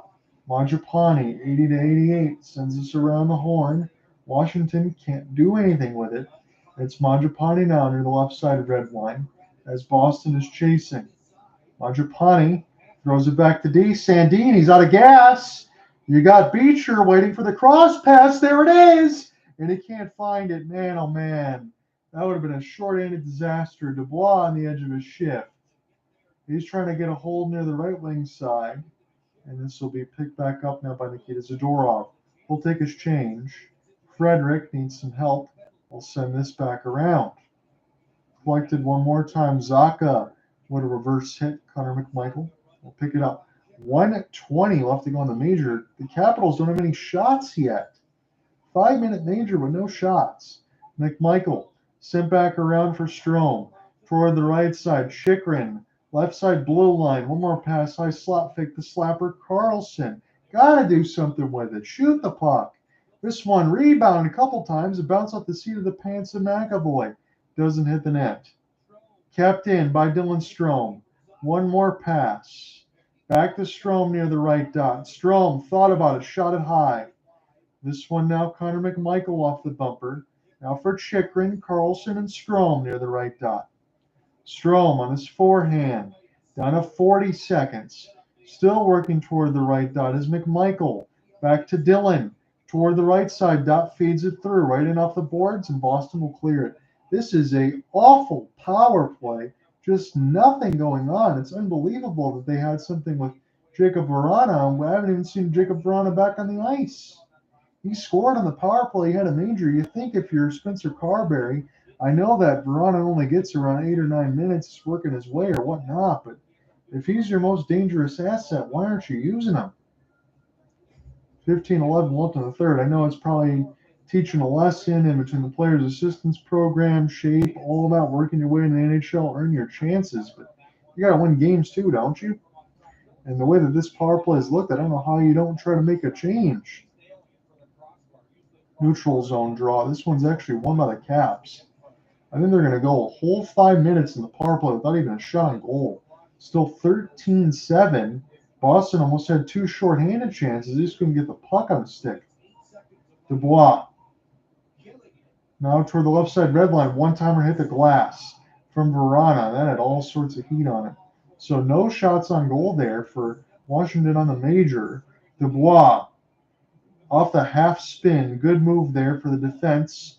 Toward the right side, Swayman. This goes off the opposite side of the cage. Boston. Marchand has it now. Right side dot. Spin and turn again.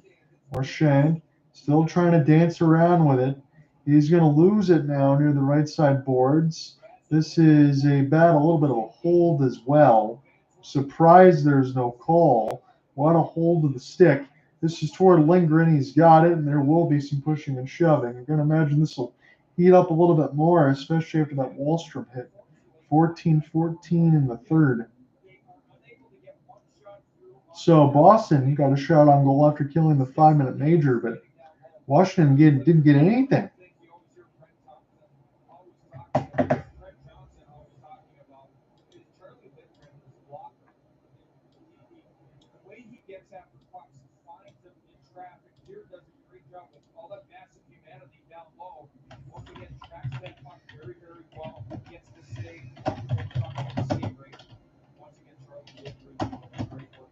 Making the freeze there. This Washington team began the day tied for first in terms of road wins on the NHL teams. On to the 1-1 move. This Geeky tried the top corner to get out of play. Good right there on the angle again.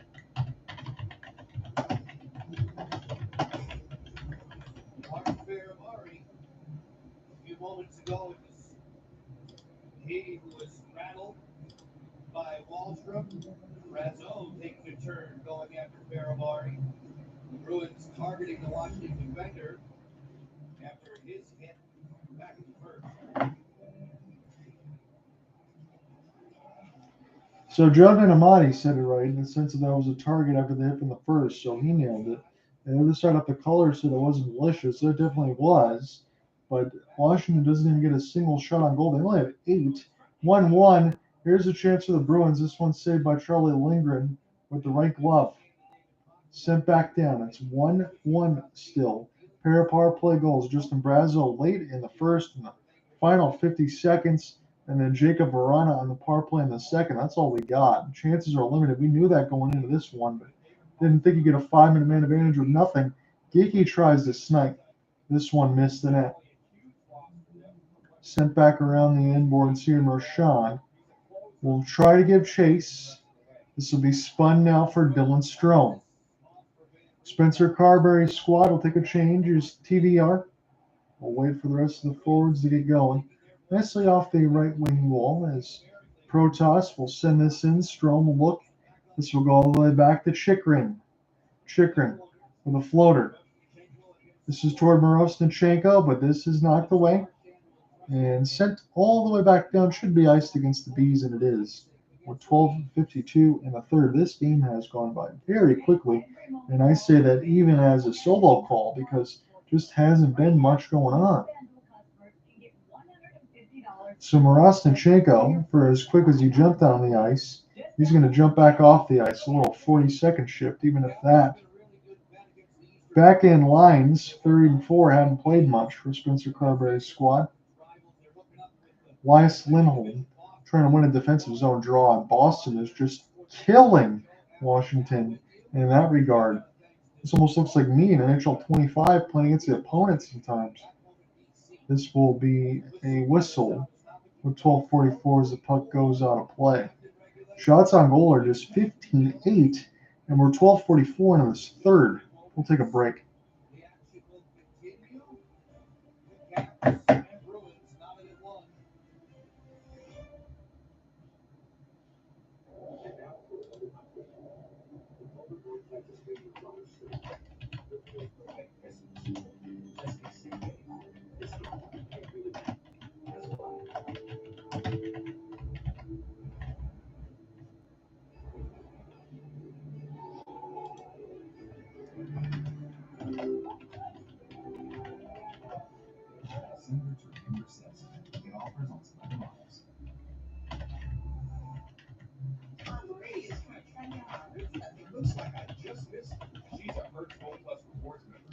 I'm going to jump ahead, not toward the game because I'm not a time traveler, but I'm going to put overtime and shootout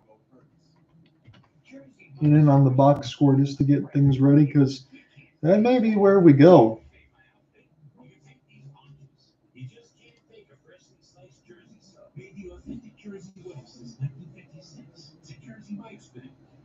Hey, my treat today.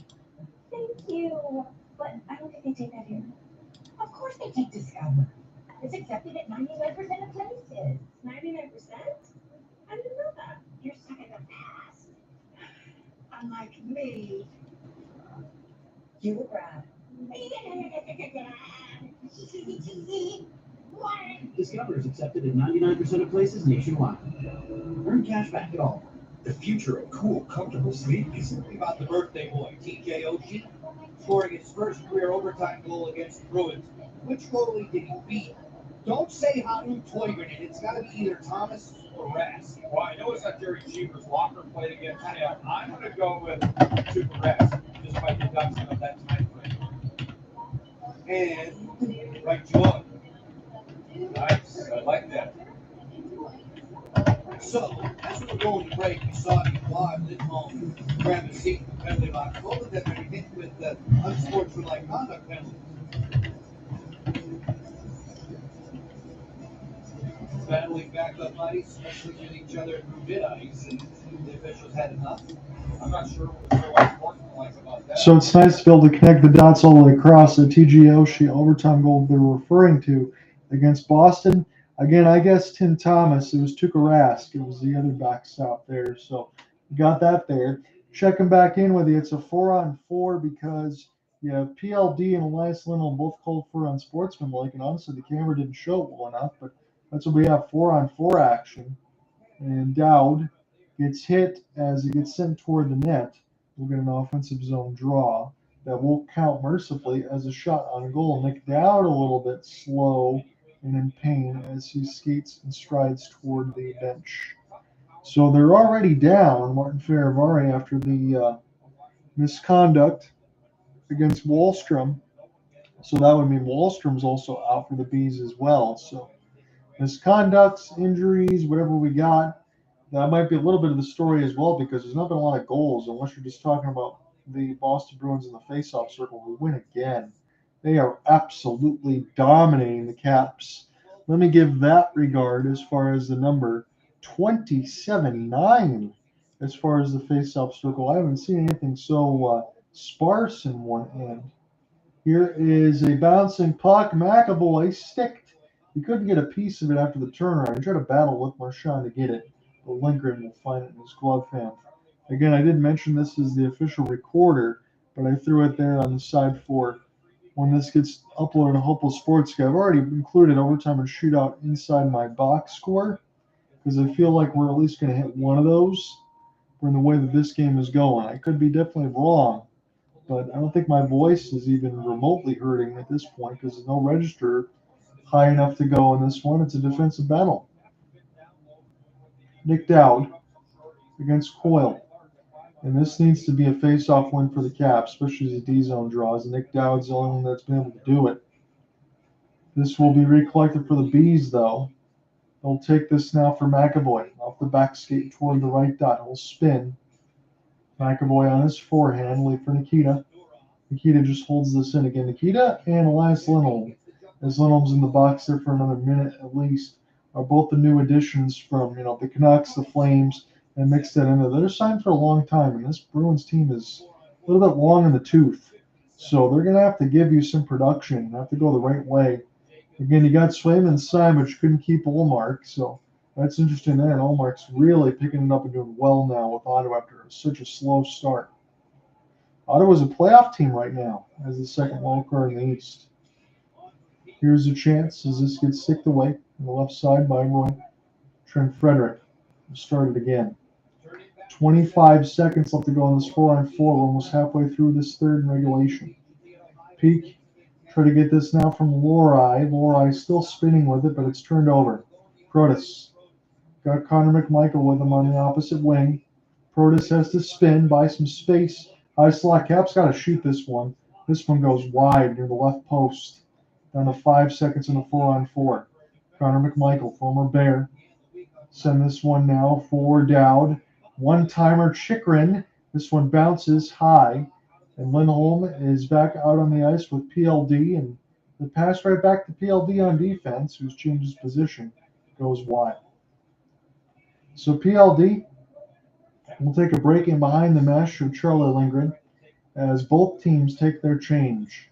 No consequence as far as trying to push forward here right now. Toward the right side, it's Mangiapane off the give, rebound. The second one goes wide. Toward the left side red line now. Here is Brendan Carwell. Outstretched pass from 100. A little bit of a late hit. TVR able to get away with it. Now with the stick lift, Boston will get possession as we're halfway through this third. It's a fast-moving game. Not a ton of action here. Just a couple power play goals. Brazo in the first, Verona in the second. That's why it's 1-1. TVR. Can't get to it. Castellic now. Off the spin. Geeky trying to find it as well. Boston. Flip this one back down for Morgan Geeky. Morgan. Toward the right side spin and turn. Looking for a deflection there. Castellic. Trying to work this now for Elias Lindholm. Lindholm now. On his backhand, spin and turn. That shot gets blocked. It gets hit again. Picked up now for Geeky. This one knocked away. And a penalty call. This is against Washington. I think it was a little bit of a hook. 9:15 in the third. And Capitals, so you got to be kidding me here. Let me get another look at this. And Spencer Carberry says, he says F off on that one. I can read the language there. But a hook is called.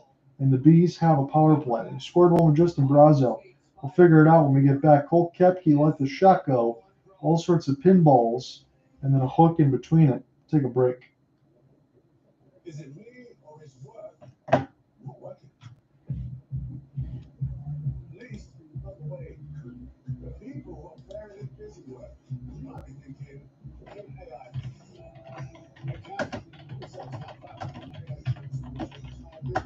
The people work better, the customers are happy all the time. But he's practically referred. So, it's work. Let me mutual customize my car insurance so I save $100. With the money I saved, I thought I'd get a wax finger myself. Get it right. Look past the cheek. Feel my nostrils, right? Just nice to know. Years after I'm gone, this guy will be standing the test of it's nothing. Oh, jeez. No. Only paying for what you need.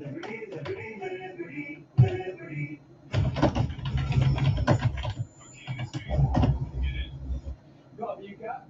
What are you doing, Kupon? It's 7:45. You got this hat. Wait for it.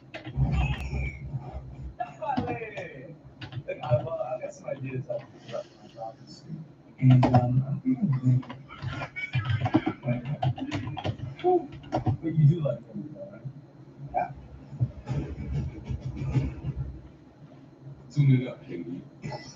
1,000 inside of TD Garden in Boston. This Monday night, watching the Caps and Bruins play to a 1-1 tie so far. Our Geico fans in the game, rocking the red here in English territory. In a very festive Santa-like mood. Now we need Santa and the elves to get out there and shut down the Boston man advantage. Power play time with Trevor Van Riemsdyk in the box. So TBR bust for a hook. Here's a slapper. This one goes wide for McAvoy. Sent all the way down the ice. McAvoy will pick it up. So TBR in the box for a hook. Boston Bruins, if they don't square it, they'll be 1 for 3. They have 4 shots on their power play. Washington didn't get anything with a 5-minute major in this third. Here is McAvoy. One more touch from Marchand. This is flubbed, kept in, off the spin. Good work there. Now toward the right side, Marchand gets denied off the one-timer for Charlie Lindgren and makes the right pad save. That was toward the right dot with the lefty shooting it. That's what you normally would like. You see Kucherov do that a lot for Boston. Sauce pass. This goes all the way back down. And backhanded by Protas. Right to Jeremy Swayman. Jeremy Swayman's only had to make 10 saves. He's 10 of 11. Charlie Lindgren, 16 of 17. Again, he's getting to start off a back-to-back. A little bit of a push and shove near the Boston Bruins and Brazen B, and a finish of a hit, but the Caps get this one down again. This will touch the goal stick of Jeremy Swayman. This pass was very slow. This will go all the way now to Washington, who can take this back down the ice again. And Jeremy Swayman, if he didn't get more on that, could have been a shorthanded chance. Picked up now for Coyle, and off the wall. And Nick Dowd will send this one down as Boston is a little bit discombobulated.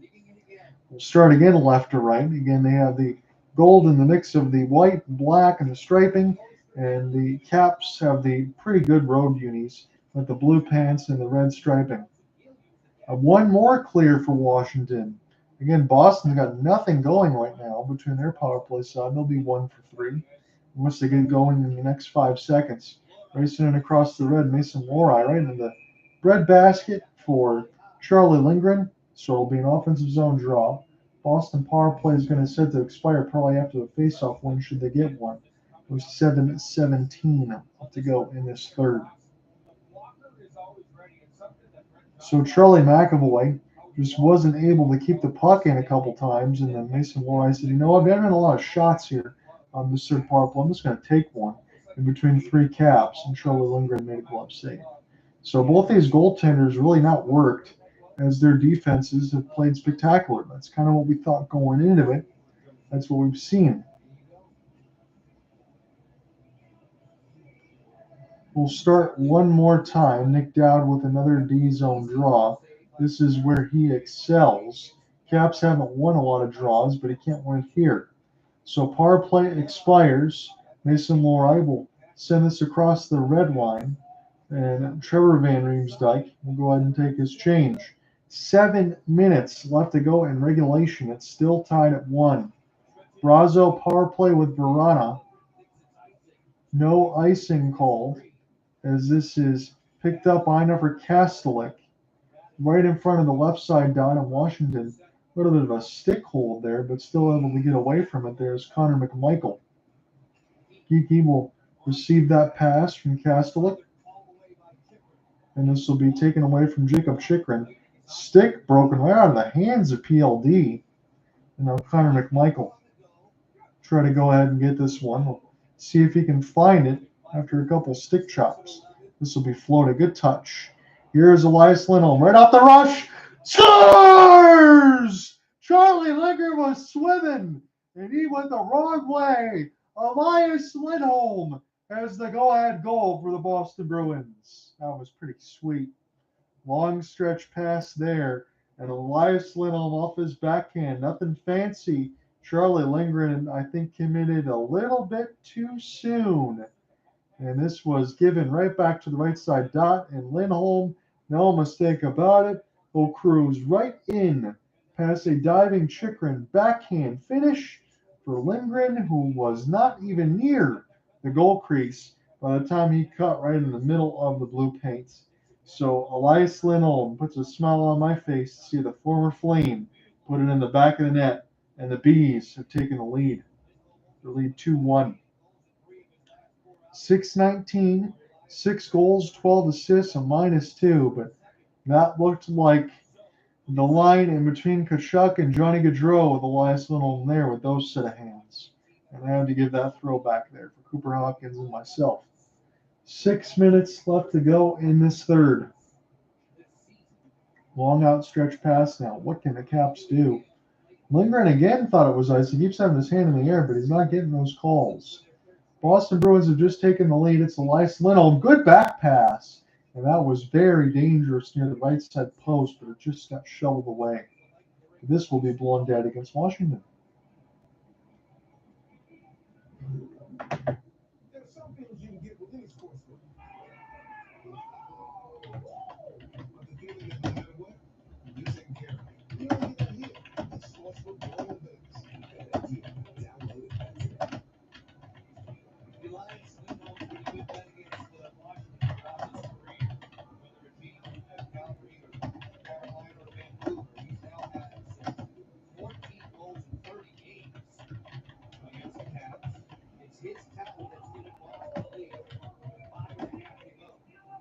Marchand becoming the oldest rookie to ever have a 10-game point streak as he picked up the assist on the Lindholm goal. So Brad Marchand from Lindholm with the primary.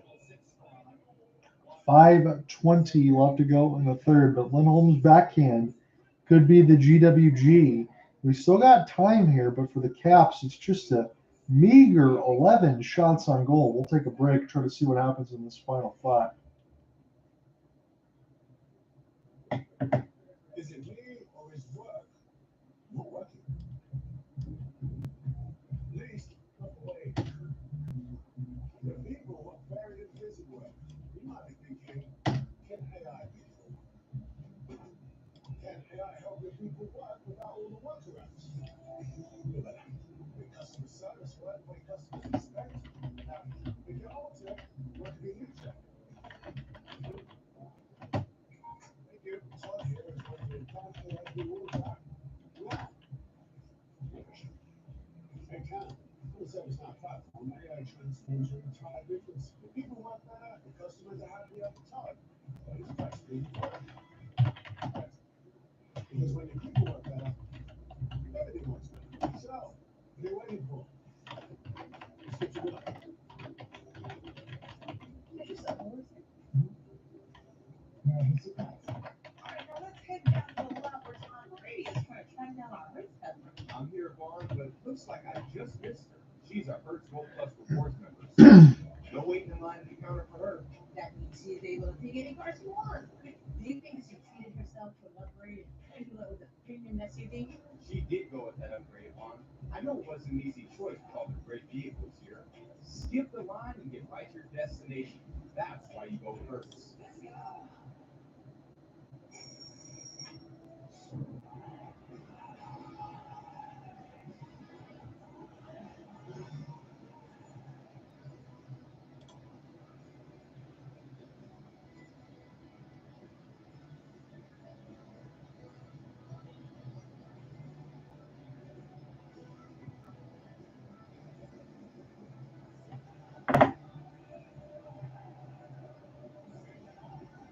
Alexa, thank you. Looking forward to Caps Postgame Live. We got a center ice draw. We got 5:20 left to go in this third as I pull back up my rosters.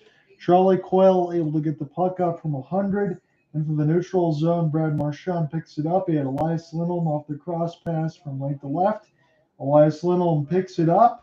He goes right in the blue paint, scores it off the backhand. Charlie Lindgren committed a little bit too early, and he paid the price for it. So now we'll see if Washington can score in the final five.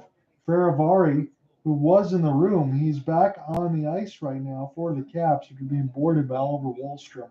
Wahlstrom with the misconduct. He's done from this game. Shots on goal are just 19-11, but Elias Lindholm right now has the GWG if it stands. This is PLD. Doesn't go anywhere, and this one will be hand grenaded back to the Caps. They'll take their change on the fly. As this one sent in across the red, Charlie McAvoy will use the glass. Majapani trying to locate now, as this is recollected for Rasmus Sandin. Sandin toward the left side red line will flip it in. See who finds it now is Nikita Zadorov for the Bruins. One more, Charlie Coyle got a secondary assist. Got players off the rush, scores! Charlie Coyle sets it up right in the middle of the circles. I think that might be Brad Marchand. So the Rat is going to make it 3-1. He already had the primary set up for Elias Lindholm. We'll see if they get one more. Charlie Coyle was the first of the celebration line, as he should be. His pass was the one that set it up. So Charlie Coyle, that's a 3-on-1, and Brad Marchand made no mistake about it. He finished it off. Little sauce pass toward the right side of the post, and the captaincy makes it 3-1. And this game, for all intents and purposes, is over. So for as good as the Caps have looked throughout the regular season, I get a chance to look at them with their defensive style, but 11 shots on goal. A 5-minute man advantage in a major with no shots on goal there is not enough to work with. Jeremy Swayman only had to make 10 more saves than I did in this game. So that kind of tells you where it is in the activity level. So Brad Marchand had scored the latest. It's now 3-1. Charlie Lindgren makes the glove save. We'll get some more pushing and shoving, but all the extracurricular is not going to mean anything at this point. I think the Boston Bruins are going to take a huge 2 points. And let me look at what the NHL standings will be, because I got the wild card stuff set up. So right now the Bees have control of the third seed in the Atlantic. Tampa's got 38. Ottawa's got 38. Tampa has a 3-0 lead. So Boston win keeps pace. Tampa will go to 40. Boston will go to 42. But Boston has 36 games played to Tampa's 32. So Tampa is still in good standing. So as it stands, Boston needs to win this game because they do not have games in hand of teams like Tampa in the Atlantic.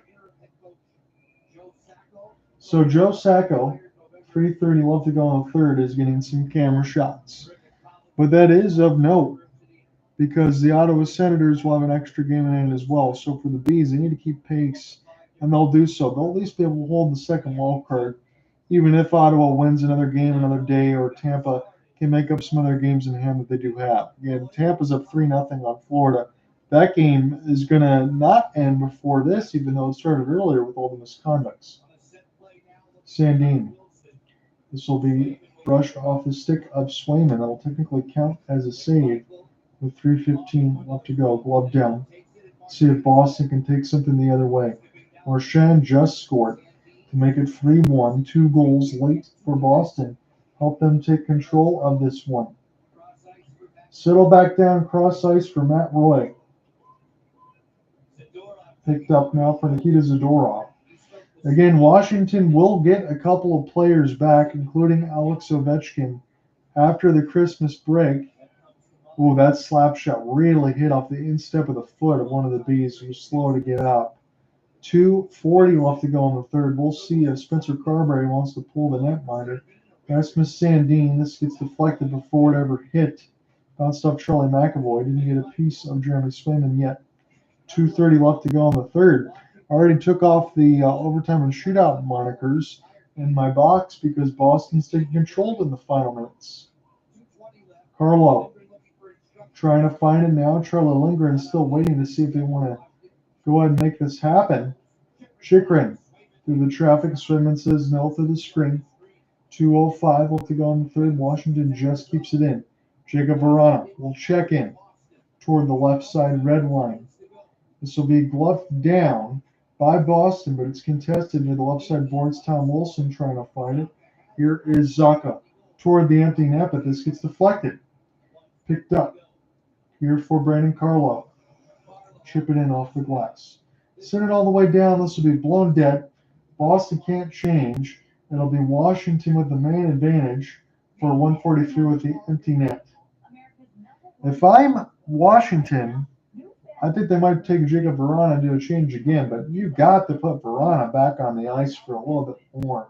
I know you want to play your style and your system, but that'd be the one critical aspect I would say is Spencer Carberry, and it's hard to do so and be that critical considering how good Washington has been. They're going to fall to 23-9-2, but you got to bring in offense. He's the one guy that can give it to you, and I just don't know why.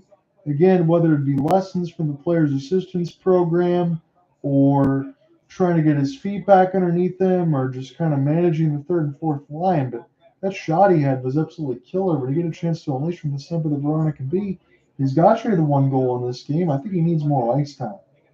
That'd be what I would say. So Strom with the cage empty, offensive zone draw. Slap pass. Picked up, blocked again, Protas.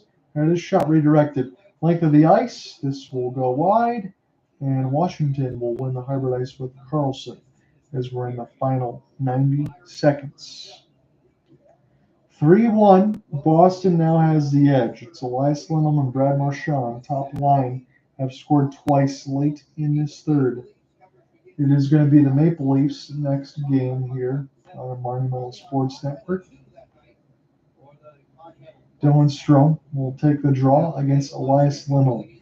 Boston has been ridiculously good. Ridiculous isn't even a strong enough word. It's been ungodly in the circle. Lindholm pushes it ahead, but it goes to Carlson. One-timer for Jacob Chikrin. This is going to be right into the empty net. They can skate it right in. Boston will do so. Brad Marchand, he's got two. This one on the empty netter. We'll get a meeting toward the blue line side. McMichael wants a piece of Marchand. Marchand's not going to back down from anybody, but Boston took control of the game late. This score line is going to look a lot worse than it was, but what won't look any better is the lack of shots on goal in this game. Washington was just pathetic in their attack in this one. And for a team that is as good as they are, again, they're going to fall to 23-9-2. You can say that they didn't have it, but I mean, it's just too much of the same, too samey going down the ice all the time. I guess when it works, it looks good, and when it doesn't, it looks bad.